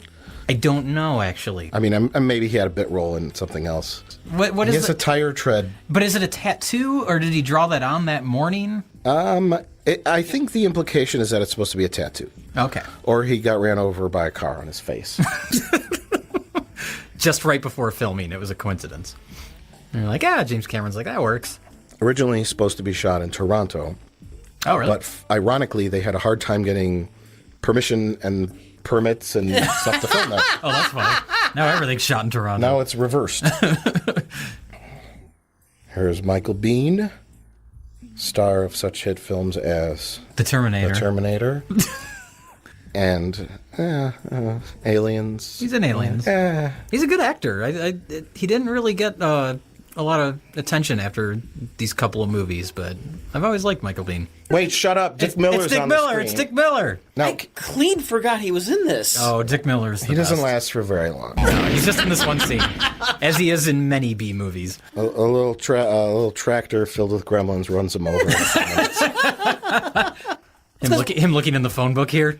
That's my favorite aspect of this movie is like these future technologically advanced robots coming back and just looking through the phone book. Well, it's the technology at the time. That's fair. Sure. Now, Rich, are they going by married or maiden names? They're going by what's in the phone book. Yeah, I don't know that Skynet understands these things. Skynet just knows Sarah Connor killed Sarah Connor. Sarah Connor, 35. Oh. In so-and-so, Okay. And I'm like, first of all, he opens the door and there's this like 50-year-old woman. and how is she of childbearing age, right? Yeah. And then they credit her as 35 on the radio. And then I looked it up. Exactly 35 when they filmed this. The actress was? Yeah. Are you kidding? I'm not kidding. That poor woman. See, this was perfect. They show him in the past driving the car with the guy in the back. Just to set up, the Kyle Reese does know how to drive a car.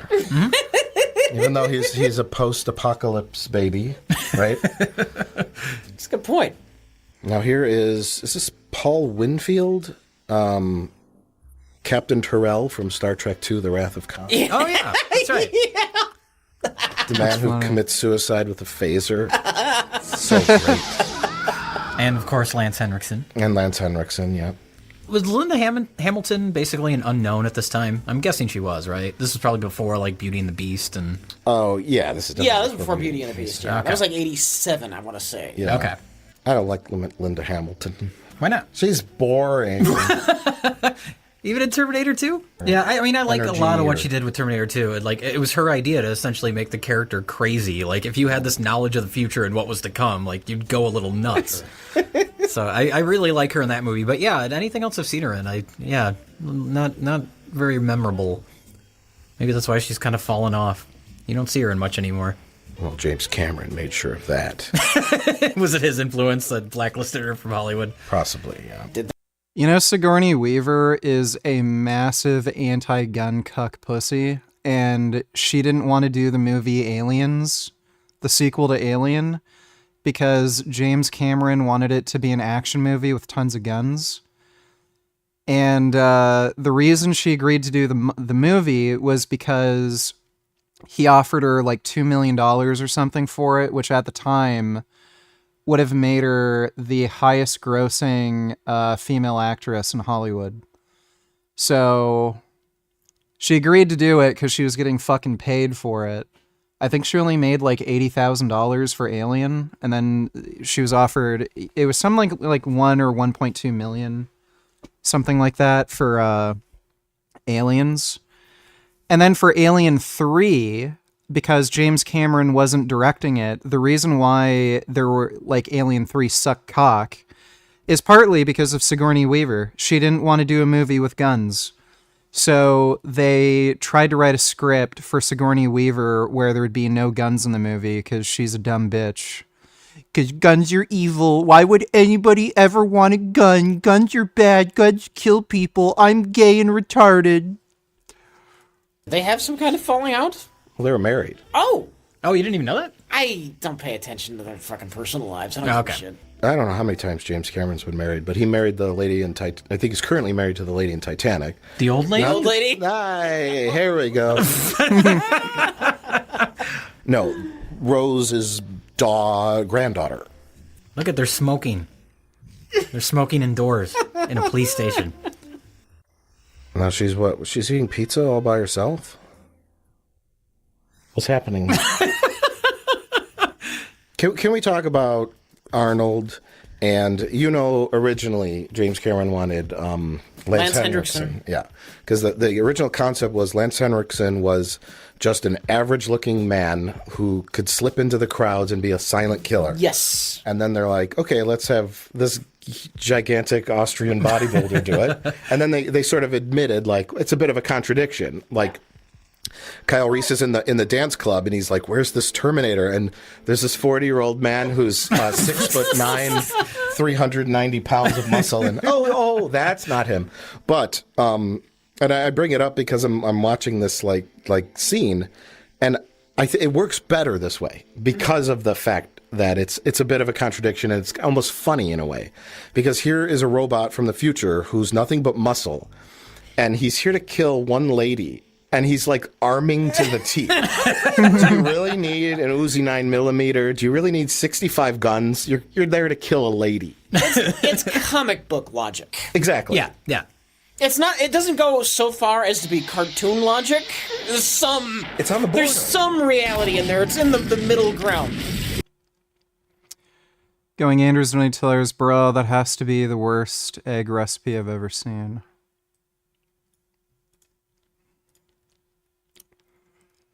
The fuck eggs are these? At Chillin, we breakfast is the most important meal of the day. Sausage, bacon, grits. We don't have none of that, but we do have dragon eggs. What? You don't believe me? From a real dragon. Our master chef takes the dragon egg and Those have to be like emu eggs or something. creates a wonderful dish. Introducing eggerettes. Sunny side up eggs cooked over a bed of cigarette ashes. Gross. Eggerettes. Comes in menthol or full flavor. Now that is breakfast. So come down to Chillin today and get you some of this. We only have I'm glad I'm not Chinese and poor and living in China in this. Chillin has breakfast. Well, we have breakfast too. Introducing head cakes. A handmade Indian filet pancake rolled out on a head. You don't just get that wonderful Indian filet flavor, you also get some good thoughts. And if you get a hair on your head cakes, so what? Just think about all the good thoughts you're eating. So come on down to Indian filet for breakfast. See you in the morning. And I don't even know if this is like a troll for social media. Like, they might actually do this. That's fucking, like, just, oh my god. The food in other countries is so fucked. Thanks for the donation, Going Anders. Yeah. That's something no one talks about is the music in this movie. I really like the score. I like the synth. It has sort of a John Carpenter feel to it. Yeah, it's great. It's all right. Oh my god, look out. And when you look at all the stuff they were able to do on a limited budget with this movie, I mean, this whole chase scene here, like, this is great stuff. It's all right. What it really needs, like, the car needs to get onto the freeway and, like, hit other cars and have those cars flip over in slow motion. And... Piers back from holiday, back to our regularly scheduled brain rot. Pointing. Communist shill, Justin Trudeau resigns, debate on Elon Musk, Tommy Robinson. Okay, we'll react to that later. I was planning on mostly playing games this stream after I eat. Thanks for the donation, retard. That's important to the story that's being told. He needs to jump from car to car. Yeah.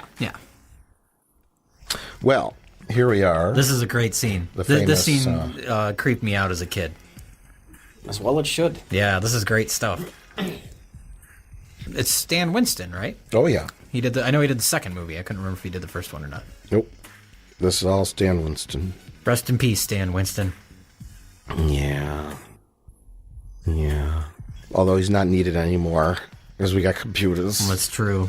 Stan Winston's probably responsible for more memorable movie monsters and characters than anyone else. He did this, Predator, Jurassic Park, Aliens. Yeah. That's why he's famous. Mm-hmm. Galaxy Quest.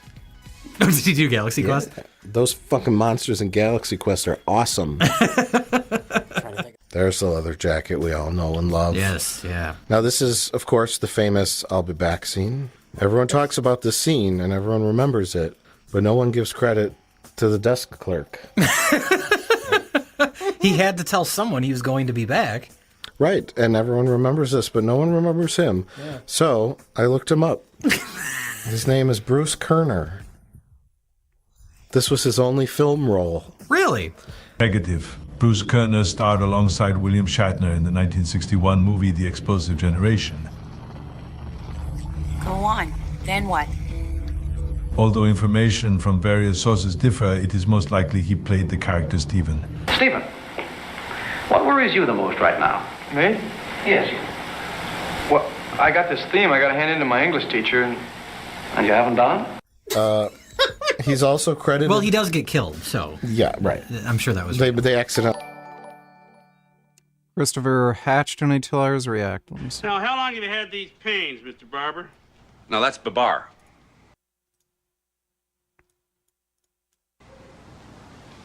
Two B's? One B. B-A-B-A-R. That's two. Yeah, but not right next to each other. I thought that's what you meant. Arnold Babar. Isn't there a children's book about an elephant named Babar? I don't know. I don't have any. No children? No elephant books. Open wide. Say No. Well, I don't formally belong. I'm a guest of my aunt's. Your aunt? Right, Mrs. Smith. Joan or Margaret? Uh-huh, right. Well, which one? Margaret.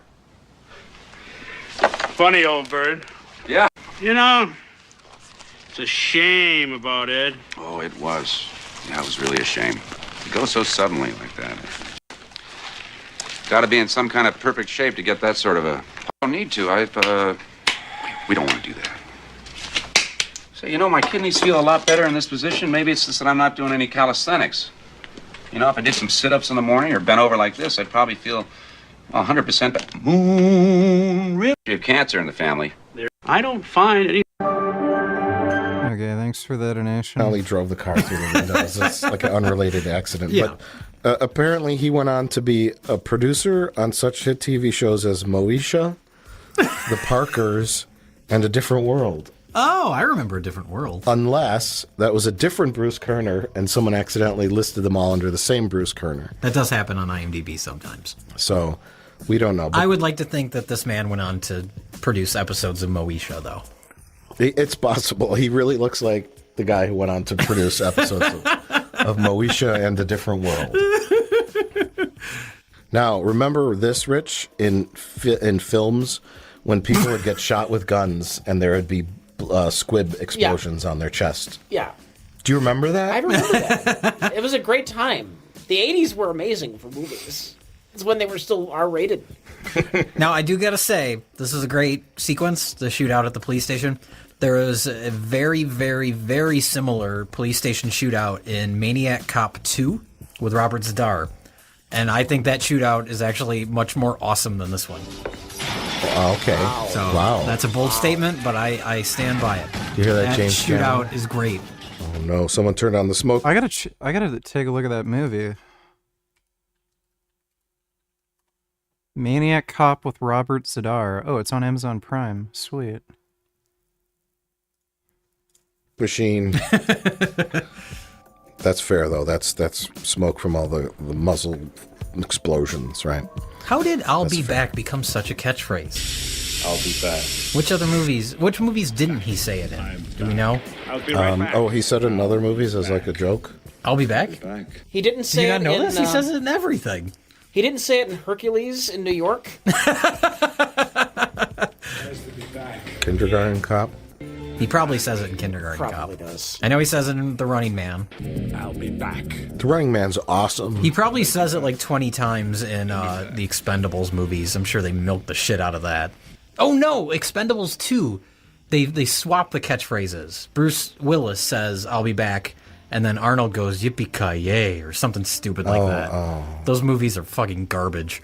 Those Expendables movies suck so much.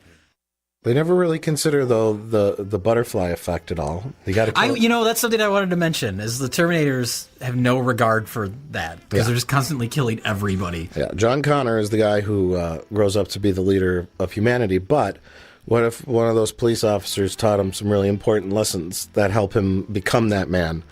And the Terminator's just mowing everyone down. Well, the only thing that Skynet would be concerned about is Skynet. And at the point Skynet sends the Terminator back in time, Skynet is doomed because John Connor's about to smash Skynet. Yeah. So it's kind of a desperation ploy. Yeah, that's true. Rich, are you defending Skynet? I'm defending Their- Skynet. Their horrific tactics. Are you an apologist for Skynet? Oh, he's a Skynet is the ISIS of the computer world. What? Linda Hamilton's hair in this movie makes her look like the Beast from Beauty and the Beast. It makes her head shaped just like the Beast. That's right. What a miserable future. I loved women's 80s hairstyles. They're so great.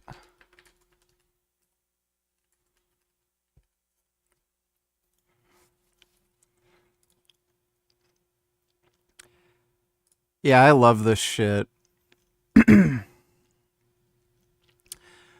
Loved the frizzy hair with curls and everything. Oh man, this is just perfect. Look at that shit. Yeah, this is great. I fucking love that. Why did we ever change this? Why? It was perfect. Like, just... There's some things I just wish would stay the same. All this stuff. I love the look of it. Yeah, why didn't they do this for Salvation? That's so weird. Yeah, I know. I like what they did with Salvation. I like that kind of Mad Max look. But if you're making a sequel, you should try and stay, with similar visuals to connect everything. Kyle Reese and what he's wearing in this scene, the Nintendo game Metal Gear just kind of ripped off like a still from this movie and as the cover art. Really? Yeah, I mean they kind of... Yeah, that was so hilarious when Angry Video Game Nerd pointed that out. They literally copied Kyle Reese from the fucking Terminator on the NES version of Metal Gear. redrew it. They did like an art Wait, version this is of it. creepy. Look at that. That's so awesome. That's awesome. Anyway, continue. When I was a kid, everybody thought that the Metal Gear games were connected to the Terminator movie. What's with video games ripping off like cult movies? Because what's the one that rips off Bruce Campbell in Army of Darkness, where they take like his lines from that movie? Oh, Duke Nukem. Hail to the king, baby. Hail to the king, baby. I have come here. Going Andrews, donate $2. Let me see. To Chillin, where we serve Grandma Ling Ling's best recipes. Today we are cooking one of Grandma Ling Ling's favorites. This is sure to fill up the whole family. Introducing Baby What fucking animal is that? Is that a goat or something? Godzilla neck. We prepare the neck with techniques used from generation to generation. We Maybe that's a camel? I don't know. use old gasoline canister. If we are lucky, it still has some old gasoline Llama? in it. We add the base vegetables, saffron, and apples. Then we throw some potpourri on top for fragrance, because that shit gonna stink. Then you add the baby Godzilla neck, some hot water, some... That's fucking horrific, dude. Thanks for that donation, To Going chew Andrews. bubblegum and kick ass. And I'm all out of gum. The famous Tiki Motel. What's famous about it? I don't know. Terminator was shot there. Yes. That's what it's famous for. It could have been the location of other movies. I'm sure it was. If it's an LA hotel. That's the hotel that Arnold Schwarzenegger stays at in Commando. Sure, why not? The hotel Arnold Schwarzenegger brought his maid to. I filmed the movie once here. Don't tell Maria. Did you know the Terminator, one of the original choices for the Terminator was O.J. Simpson? Oh, yes, I did hear about that. Which is... Is this true, or are you setting up a joke? No, this is true. It's Oh true. yeah, the O.J. Simpson naked gun. It would have been really ironic. You know? That shit's hilarious. O.J. Simpson. Terminator, The Terminator, yeah. Yeah. Saying because once O.J. Simpson had to sit out a season in football, and he said, I'll be back. Oh, okay. At the end of the season. What did you guys think I was referencing? When Kyle Reese leaves Sarah Connor alone in the hotel room, I thought it was really irresponsible of him to hand her a pistol. Why? Because I would just say, if the Terminator comes just run. Like, he's fair point. He should know much better that even if she unloads that entire pistol into his face, she's not going to come anywhere near stopping him. Also, it's going to And slow that's her just down. going to She give takes her- time to start shooting at it. Exactly. Yeah. Now, is this the famous tunnel from Back to the Future 2? No, this looks like it's more in a downtown Okay. setting. I'm assuming there's many tunnels like this that go through mountains. The, in the Los tunnel in Back to Angeles the area. Future 2 is in Griffith Park. Okay. Well, they've shot some of this in Griffith Park. Yeah, the opening was. And then here's another famous reference or redo is the Get Out, which is, of course, the helicopter scene. And Yeah, I'll be back, get out, come with me if you want to live. Those are the 3 lines that they have to put in every Terminator movie till the end of time. here's this I found interesting. You can see Linda Hamilton just like kind of hobbling, and she right before filming she broke her ankle. Oh. And so they structured the whole schedule around her filming anything where she had to move or run last. Huh. So At least it works because she was just in a car accident. Sure, that works. yeah, right. It plays normally, and this is a miniature. I never knew that. And they did it twice. The first attempt, they had a little string on the axle of the front car, and God. and then when they went to pull it, the axle broke on the model, and the whole cab collapsed. And then it blew up like awesomely, and they're like, "Oh, wow, we got to redo it. I can relate to that. We got to build a whole nother miniature truck."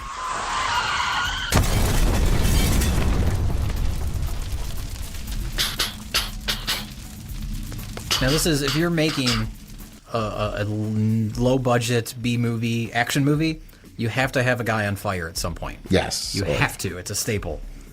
Because it's effective and cheap. Yeah. Going back to Maniac Cop 2, the end of that movie, the Maniac Cop is just on fire while he's throwing all these prison inmates around. It's great. What is it with you and Maniac Cop? You just love it. I love Maniac Cop 2. Maniac Cop 2 is a great fucking movie. But not Maniac Cop 1. Maniac Cop 1's okay. Maniac Cop 2 is where it's at, though. Did they go downhill after 2? Well, they only made one more after that, and it was a disaster. The director wanted... Ellen Smithy is credited. Oh, my because, God. Yeah, he wanted his name taken off. Oh, Kyle. We did it. Guess what? It's not over, though. Good thing no police. Linda or Hamilton was pretty goddamn cute back in the day. anyone comes Nobody noticed this giant explosion, 2 I guess. hours after we blow up a tanker truck. That's so awesome. That is just so awesome. When I was a kid, I loved this. Yeah. This robot is coming out of the fire. Mm-hmm. Oh, yeah, it's great. Do you guys remember the teaser ad for Terminator 2? No. Where it shows like the assembly line that's building the Terminators. It's great. It's not. It was shot specifically as a teaser. It wasn't. It's nothing in the movie. Oh, it was so cool. I'll have to track this down. I kind of remember. I'm sure it's on YouTube. But this was smart of him to turn on all the machines to distract his. Yeah. And this is similar to the ending of T2. Yes, factory. Them in some sort of factory. We all know James Cameron loves dimly lit, machine-filled factories. Yeah. And you know what? I love them too. Luckily, James Cameron did not discover the overuse of blue gels. Yeah. Until after this movie. Yeah. Has there ever been a more awesome-looking robot? Then that arm that's moving around? But yeah, the can. No, yeah. Than the machine in the factory. No, that's a pretty awesome robot. I never liked her Linda Hamilton's final line to the Terminator, that you're terminated, fucker. No? That's so awesome. I don't know. It just, like... I guess I'm just thinking more realistically. Like, in that moment, she would not stop to make some stupid catchphrase. That's the moment where she gets hardened. Yeah. Oh, That's sure, a but character you don't moment. need that line. Like, it still comes across without a line. Yeah. What would you have preferred? She said. Yippee-ki-yay, motherfucker. That's okay. That's better. That's fair.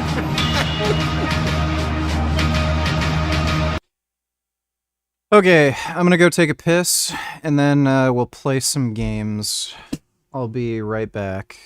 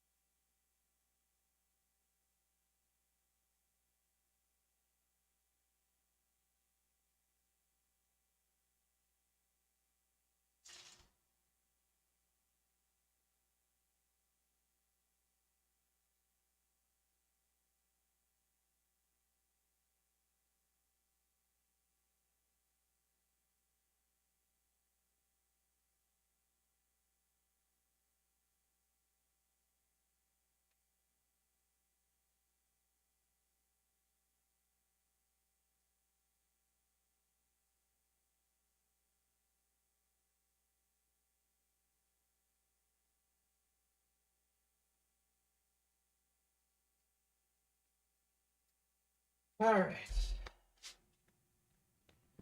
I have returned.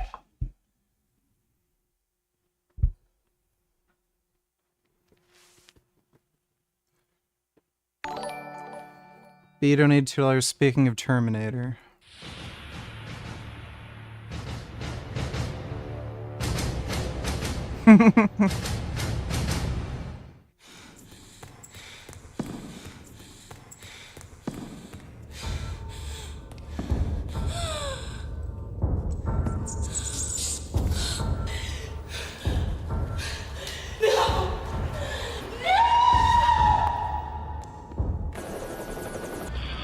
خوش نباشید که مسکن فقط میسازیم آب را مجانی میکنیم اتوبوس را مجانی میکنیم دلخوش به این مقدار نباشید شما را به مقام انسانیت بیرسانیم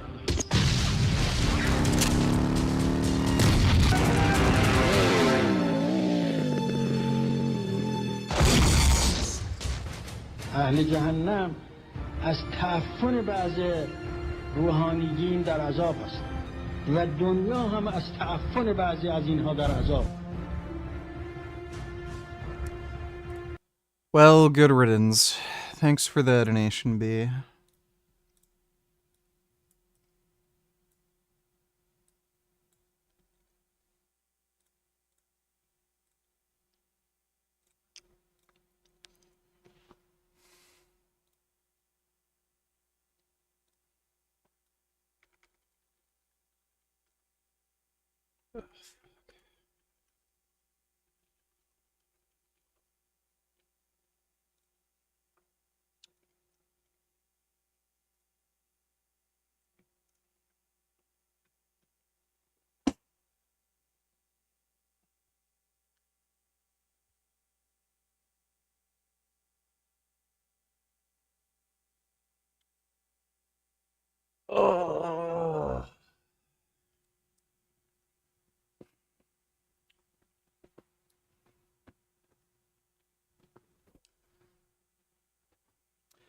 I kind of want to try Ready or Not, but I don't know.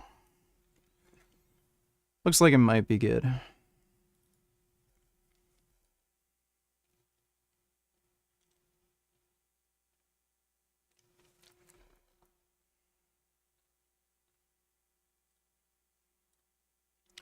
Do I think AI art should be banned?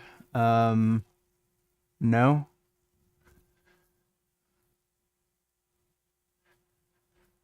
I don't know how exactly you would go about banning AI art. Banning shit makes absolutely no fucking sense, especially in this day and age where you can get around banning things with technology. It's like, let's ban porn. Well, how are you going to do that when VPNs exist? Oh, let's ban guns. We can literally 3D print firearms. Let's ban drugs. You can make drugs with, like, anything. It's just stupid. So, like, the idea that you could ban AI art is just fucking fundamentally retarded. Like, there's no way to do that.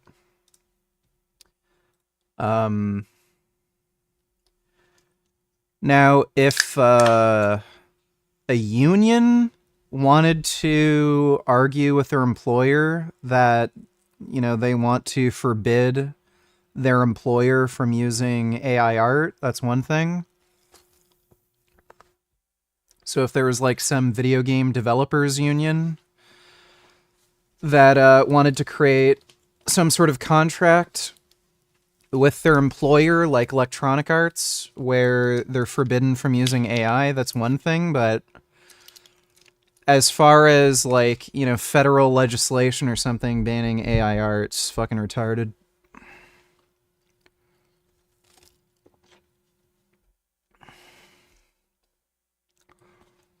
How do you make cocaine? Well, just ask Gordon Ramsay. He'd know more about that than me.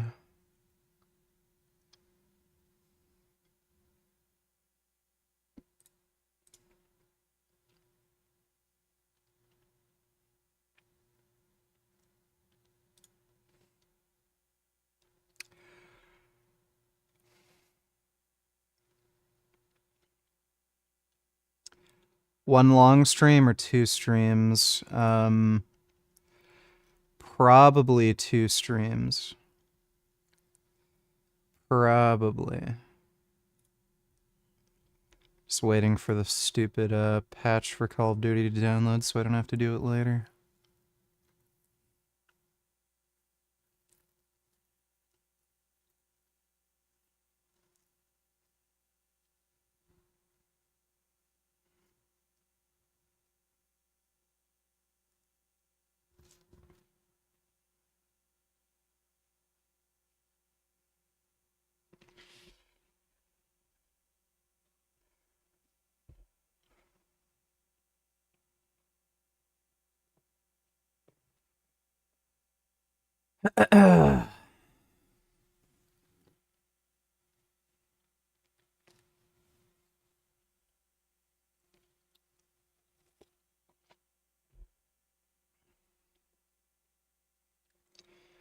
How is the amount of time increasing?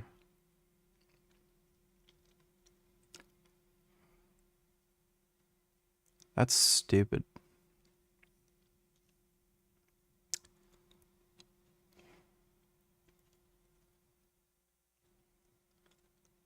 Okay, fuck it.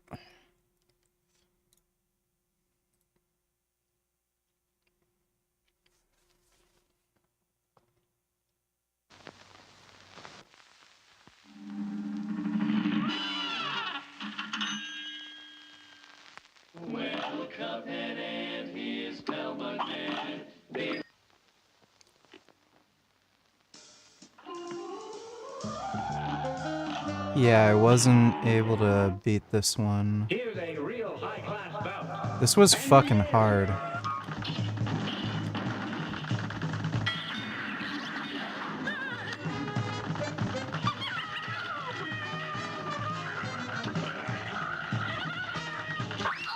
Oh my god.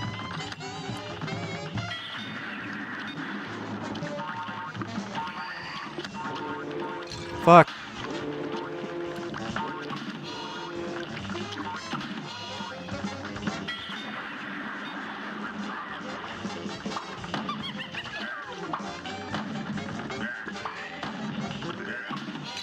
Fuck.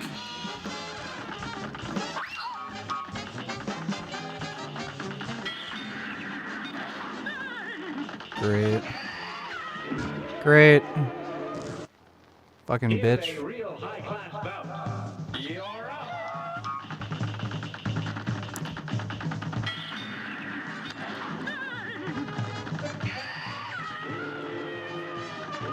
Ah.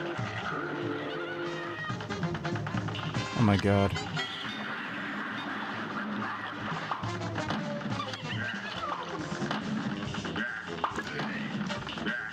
Ah.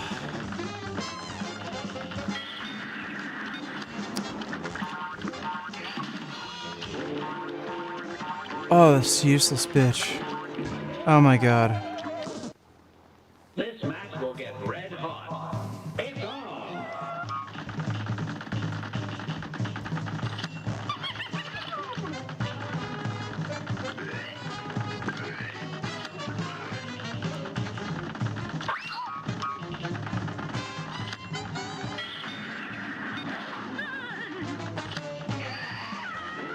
Damn it. Oh my god, like every fucking attack is just unavoidable. Fucking suck it, Grandma.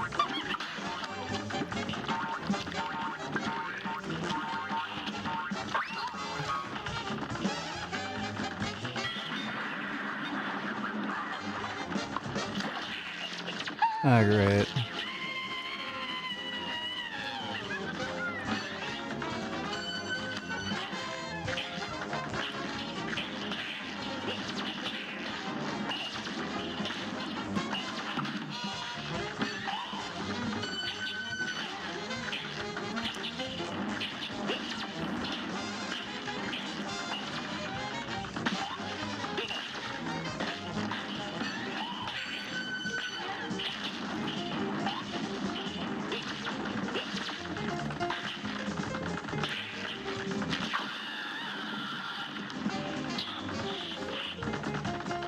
Oh god. Oh god. Oh god! No! This match will get red hot. And begin.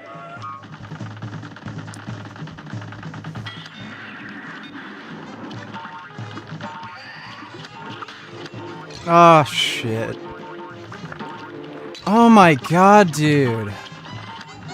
It's like fucking impossible sometimes.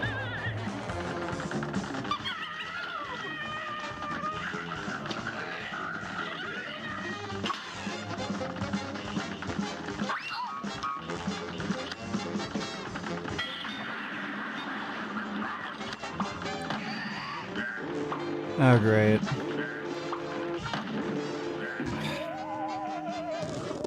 Fucking horseshit.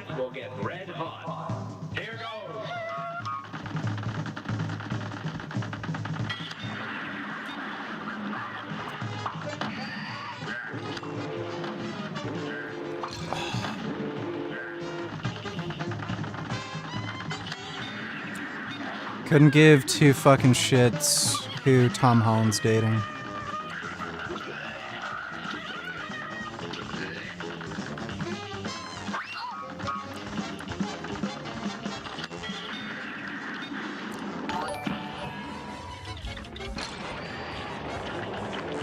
Oh my god. What a load of horse shit. It's like fucking impossible. Green Knight Donate Tillers, did you know Netflix has a Cuphead show based on the game you're playing right now? You should check it out. It's actually entertaining. It's like modern 60s cartoon. I didn't know that. I'll check it out later. Thanks for the donation, Green Knight. I hate that stupid attack. That attack is fucking bullshit. Especially when there's other shit on screen, like just suck my dick.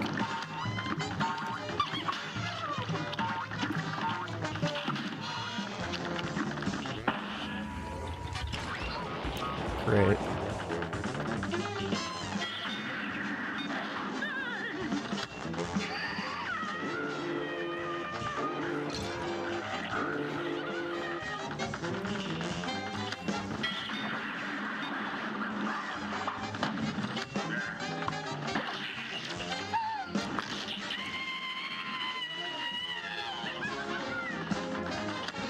Fucking bitch. I'm gonna get you, bitch.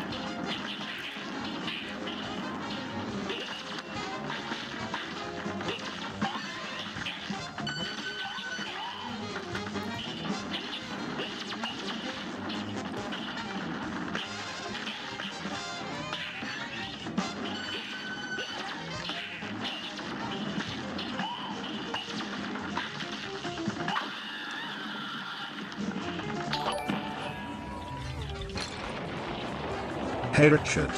You mentioned a while ago, when you were together with Jasmine, that she was okay with you having sex with others. Why was this? Was the relationship not going well then too? Did she not want to have sex anymore? Oh my god. No, most women just don't care.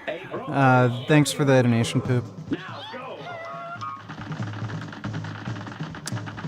Most women don't really care too much about cheating, and she was also a little insecure, where she figured if she didn't let me fuck other bitches, I wouldn't stay with her. So that's sort of part of it, but thanks for the donation, Poop.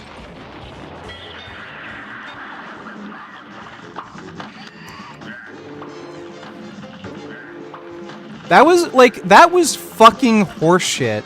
It turned me to stone when she shot out a thing, and it was fucking impossible to dodge. Like, suck my ass. Now that you're not dating Jasmine anymore, can we talk about Jurian Ryder? No. Thanks for the donation, asshole.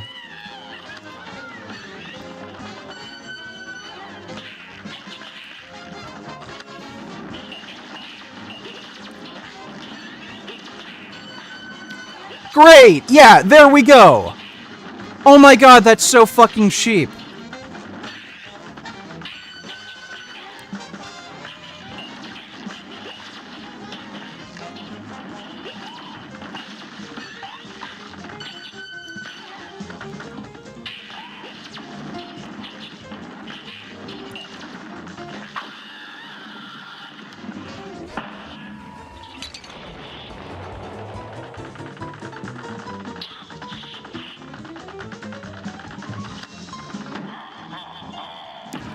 Bullshit. Like, that is just fucking bullshit.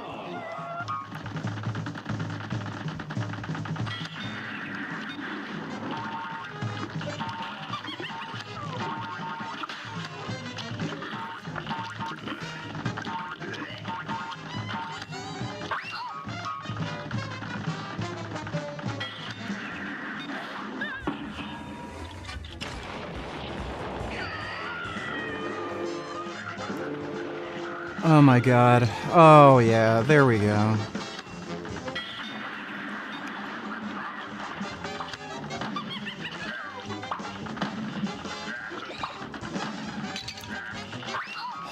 Fuck off.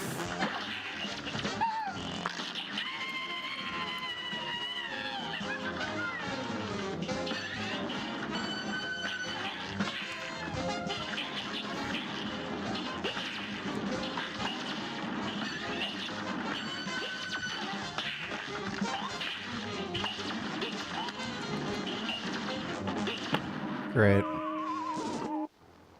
This match will get red hot. And begin.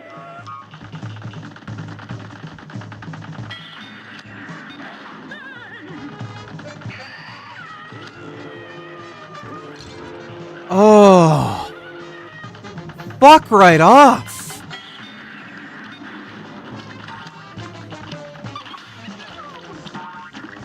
Like, seriously, what a fucking asshole.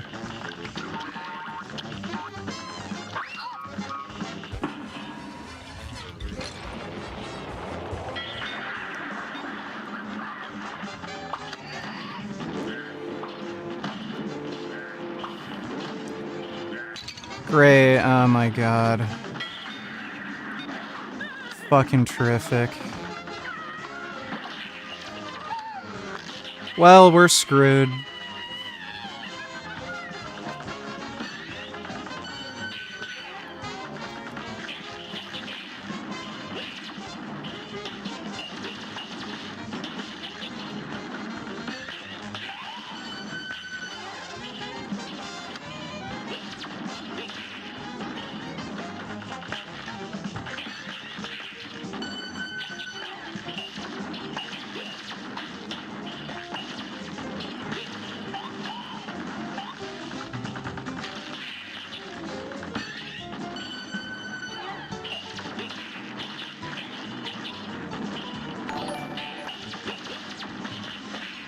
Okay, please explain why you hate Jurian Ryder. 'Cause he's a rapist. Thanks for the donation, dipshit.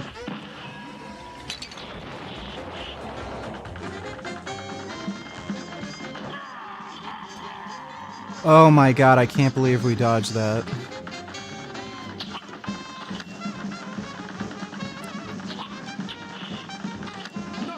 Oh my god, I won! Oh my god! Wow.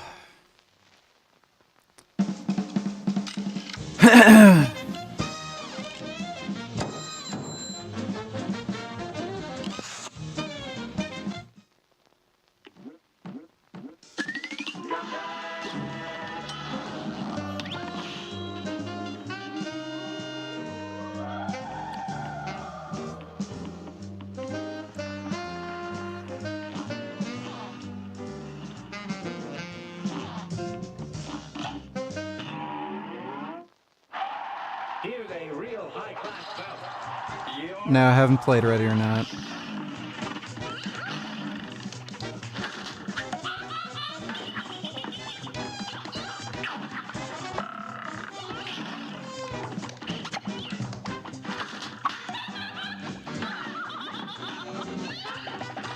Oh shit. Pressed the wrong button. Ah, damn it. God damn it. This fucking bitch. Damn it.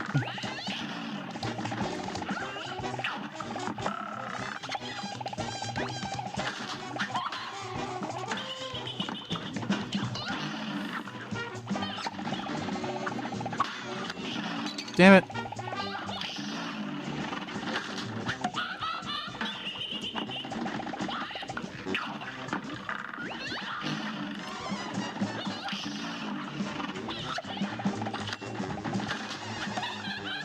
Ah, shit. Oh yeah, fuck, my bad. I forgot to make my cam smaller. I generally put it up here for Cuphead.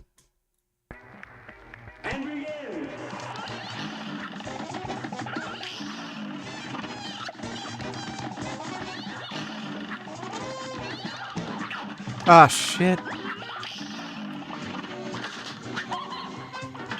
Fuck.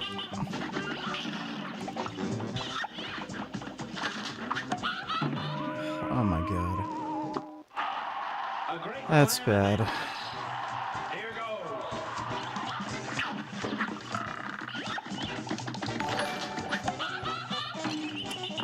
Did you ever finish High on Life?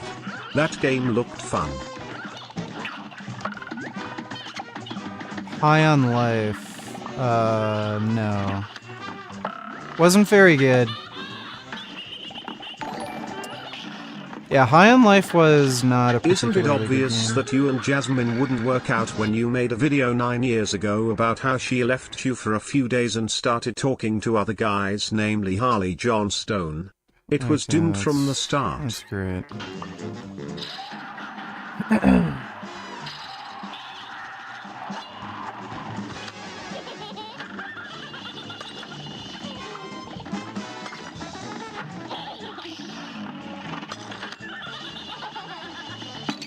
Ah, shit. What the fuck is this shit? God damn it.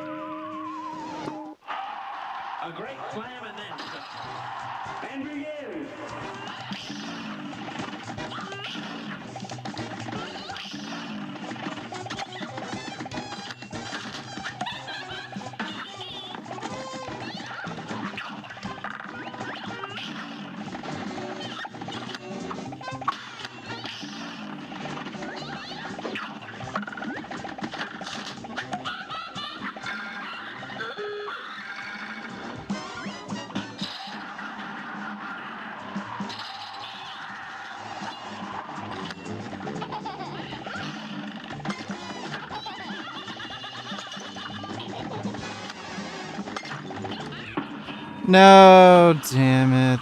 Oh, what a waste.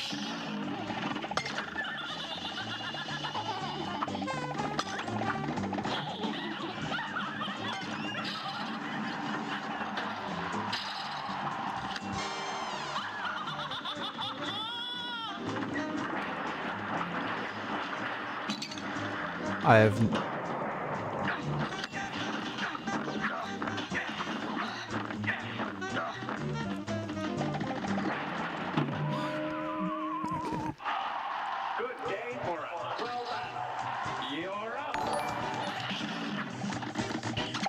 Are you a former simp considering you flew to Belgium for Jasmine after knowing her online for a few weeks? I knew Jasmine for like 6 months before I flew out to Belgium. Thanks for the donation, dude.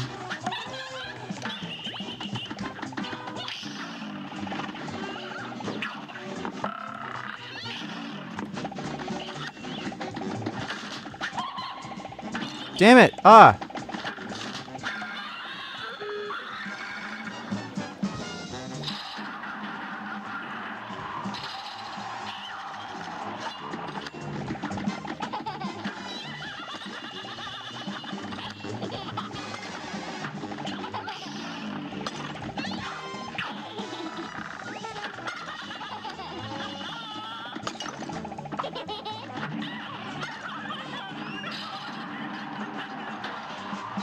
God, what the fuck, are you kidding me?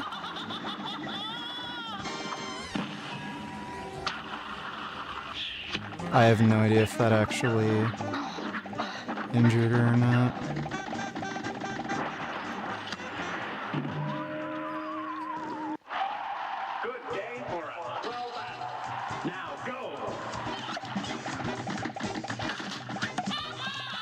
Oh my god.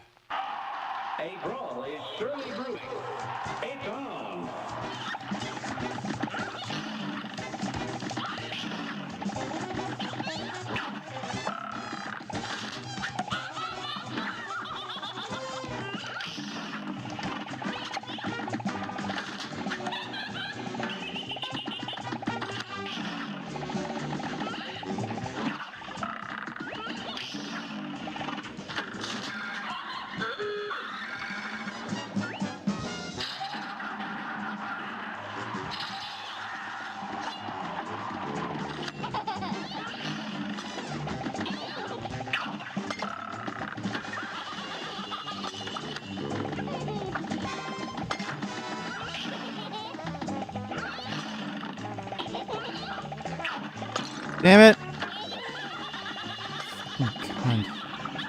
God damn it! Oh my fucking god!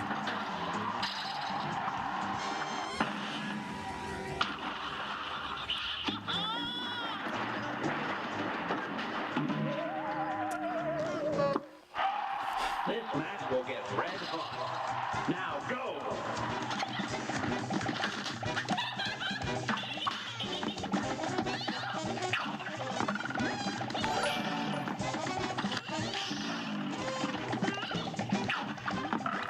Did Jasmine leave you for Jurian Ryder? Tell the truth, bud. Fucking dipshit.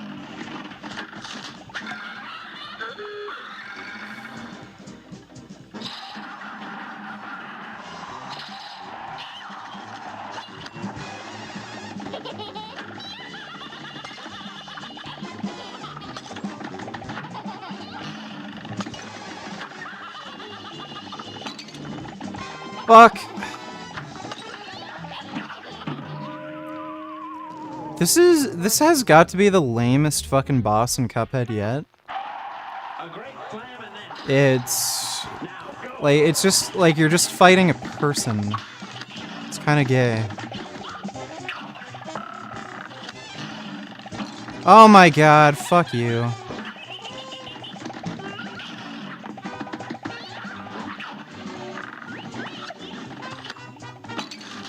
Okay. This match will get red hot. It's on!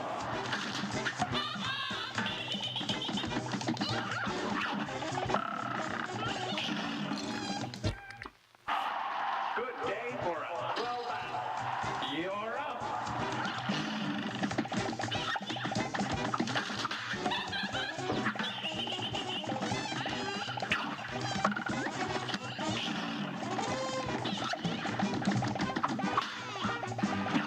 Oh shit.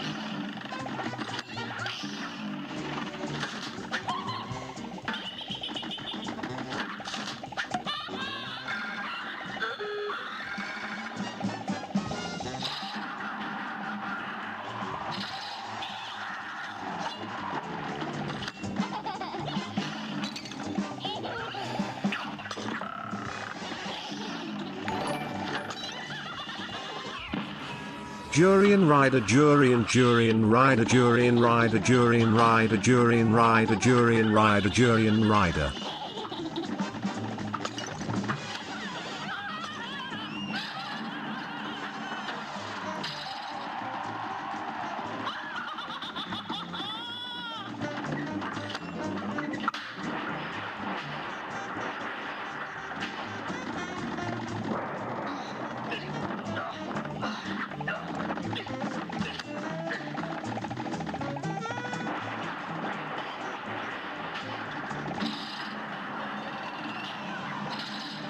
Holy shit, when is this bitch gonna fucking die? She has like 80 forms? Oh, god damn it! Oh, I farted.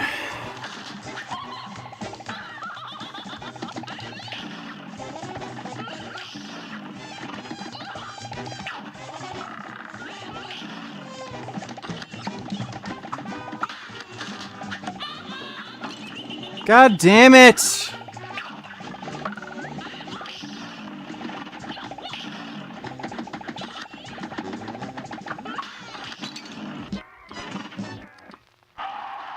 match will get red hot. You're up!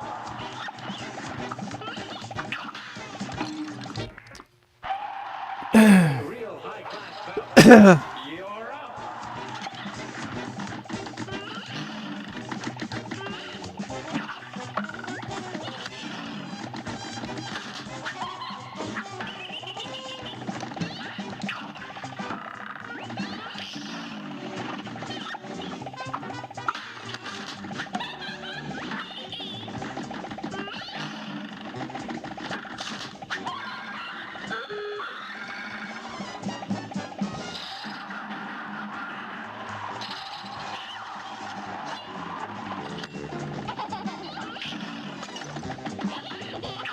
I hate those baby noises. It's actually driving me kind of nuts.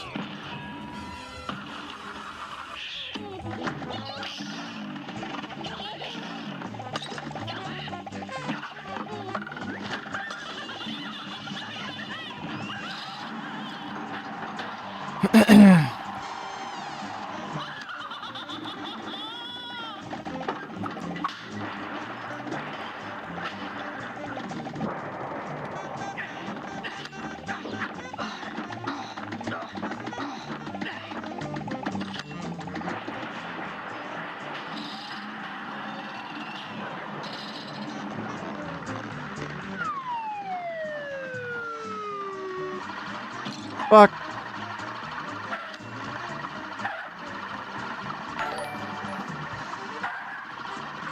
Harley Johnston here. Tell your bitch to get off my dick, dude. She wants this veiny Aussie cock sandwich, but I got too many hoes to spend any time with her.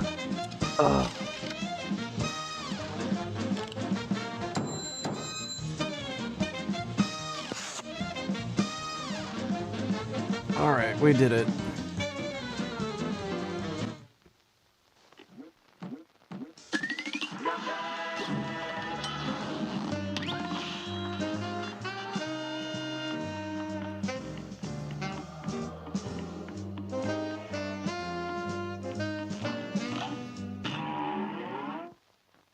Hey, bro, it's Shirley Brewing.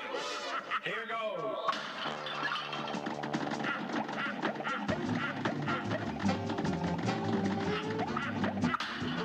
Fuck.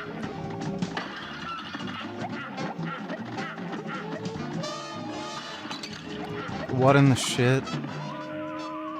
I don't know.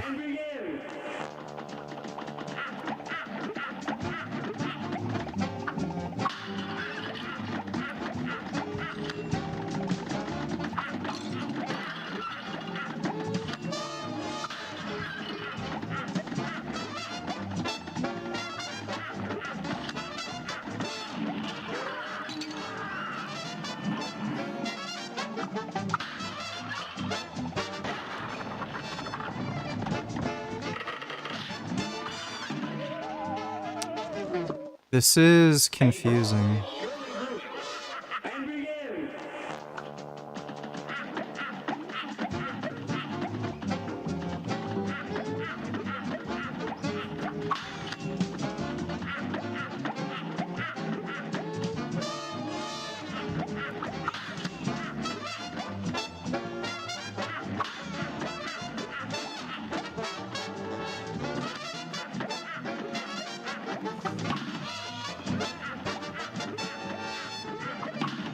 Fuck.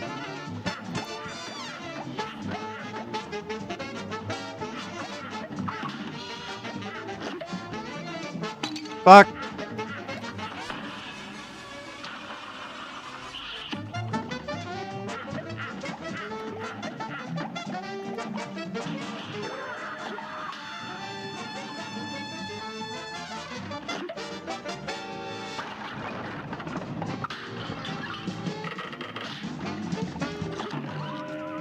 Oh, if you touch him at all, you're fucked.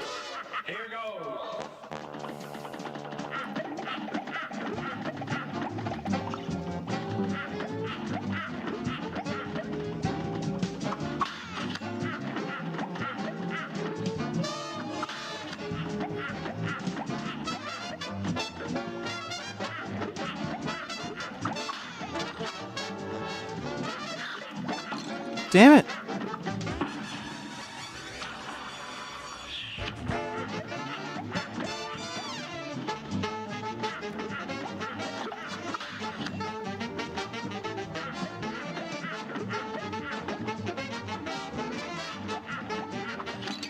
What?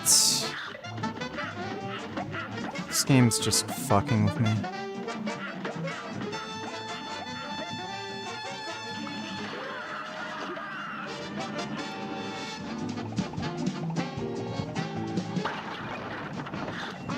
Damn it! Hey, bro, it's Shirley Brewing. It's on.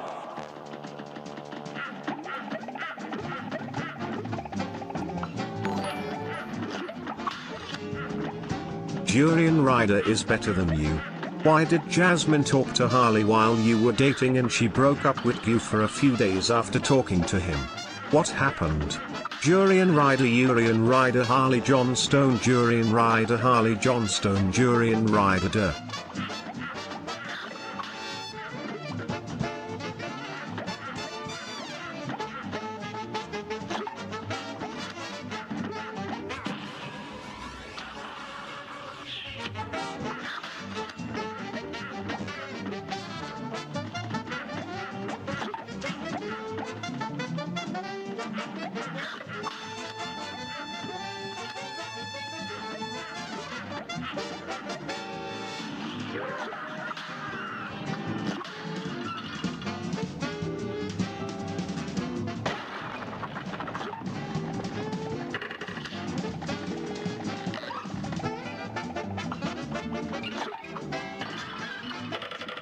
Oh, that worked out.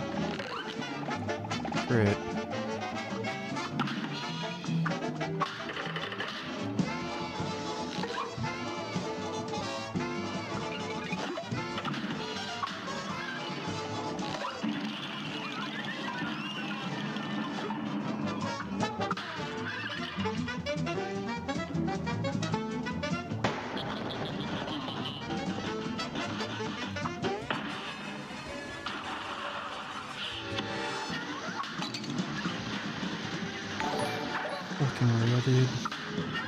Why we can't have nice things? L Super Chat questions. Love VG. Thanks for the donation, dude.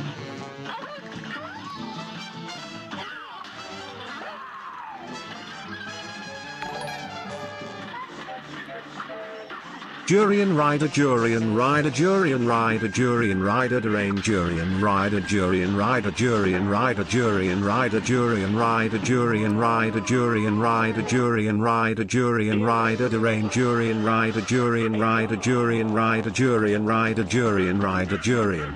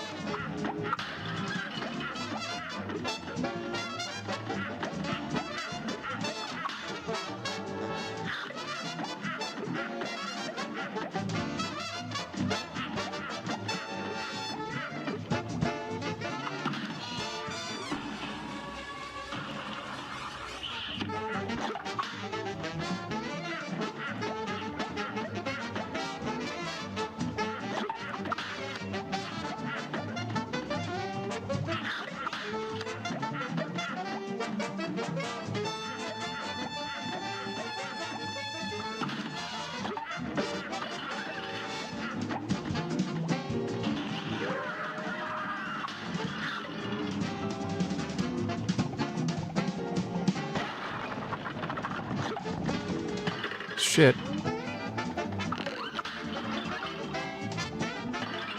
No! Oh my god.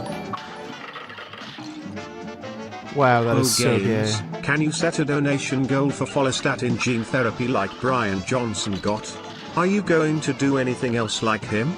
Perfect sleep score? More extra virgin olive oil? Also, seen any of the Godfather films? I didn't really like them. Yeah, the Godfather films are really overrated. I don't think they're really that great either. Probably not going to get the follistatin gene therapy. I do eat olive oil, but, you know.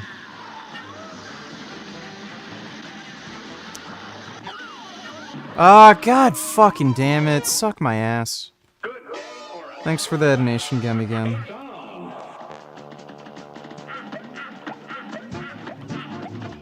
A lot of what he does is ridiculously fucking expensive and impractical. He's taking rapamycin. Okay, well I guess that you don't get triggered by anything anymore. Oh, give up. Wow, getting rid of Jasmine really was good for you.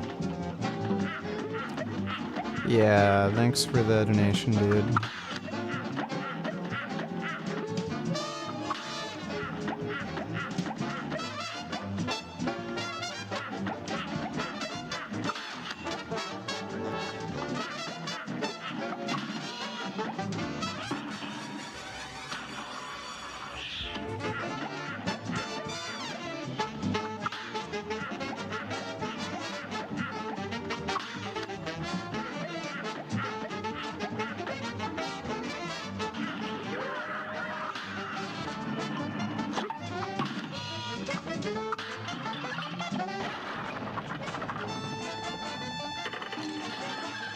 What a load of shit.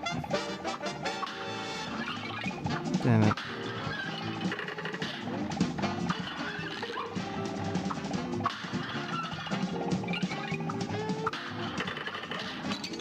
Wow, fuck off. Great, great, yeah. A great slam and then here goes.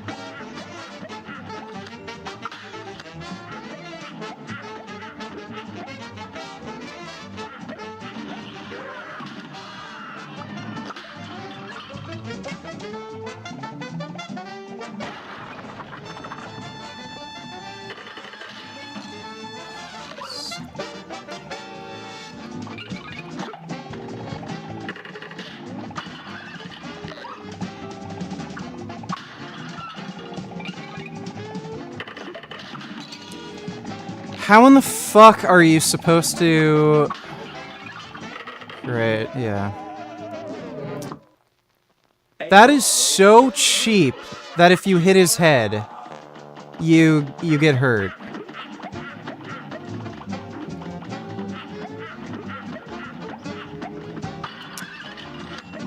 Great.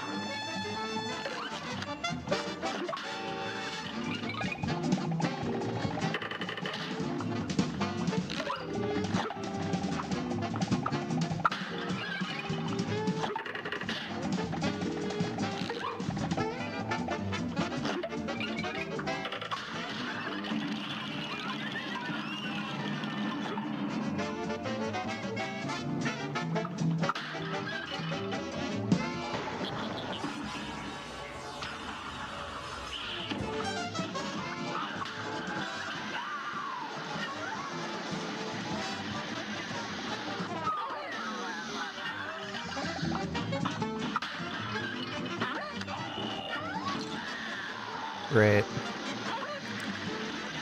That's great.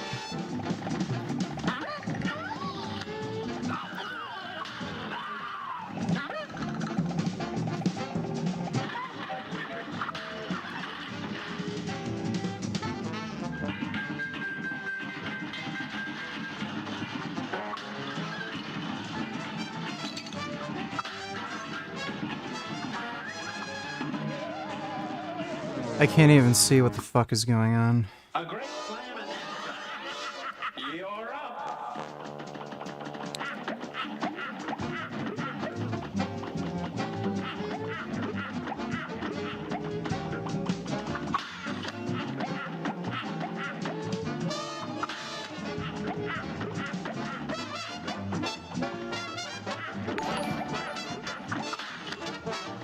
Are you starting to get carpal tunnel for playing this game? Lol. No. Thanks for the donation, dude.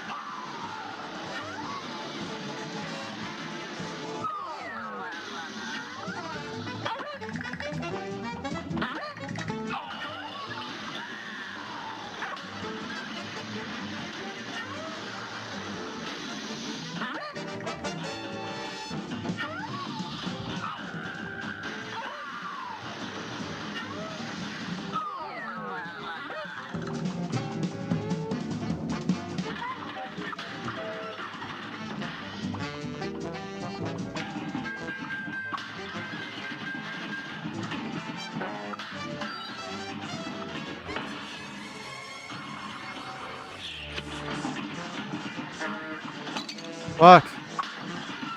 Oh my... Whatever. Oh, my patience has run out. Alright, I'm gonna go relax for a couple hours, and then we'll start the stream. Next stream around 6:37. We'll react to Pierce Morgan and whatever other stupid shit. Yeah, Justin Trudeau resigned, so there's some ments. But big thanks to everybody who donated in Streamlabs. Appreciate it. I'll be on in a couple hours, so I'll see you later.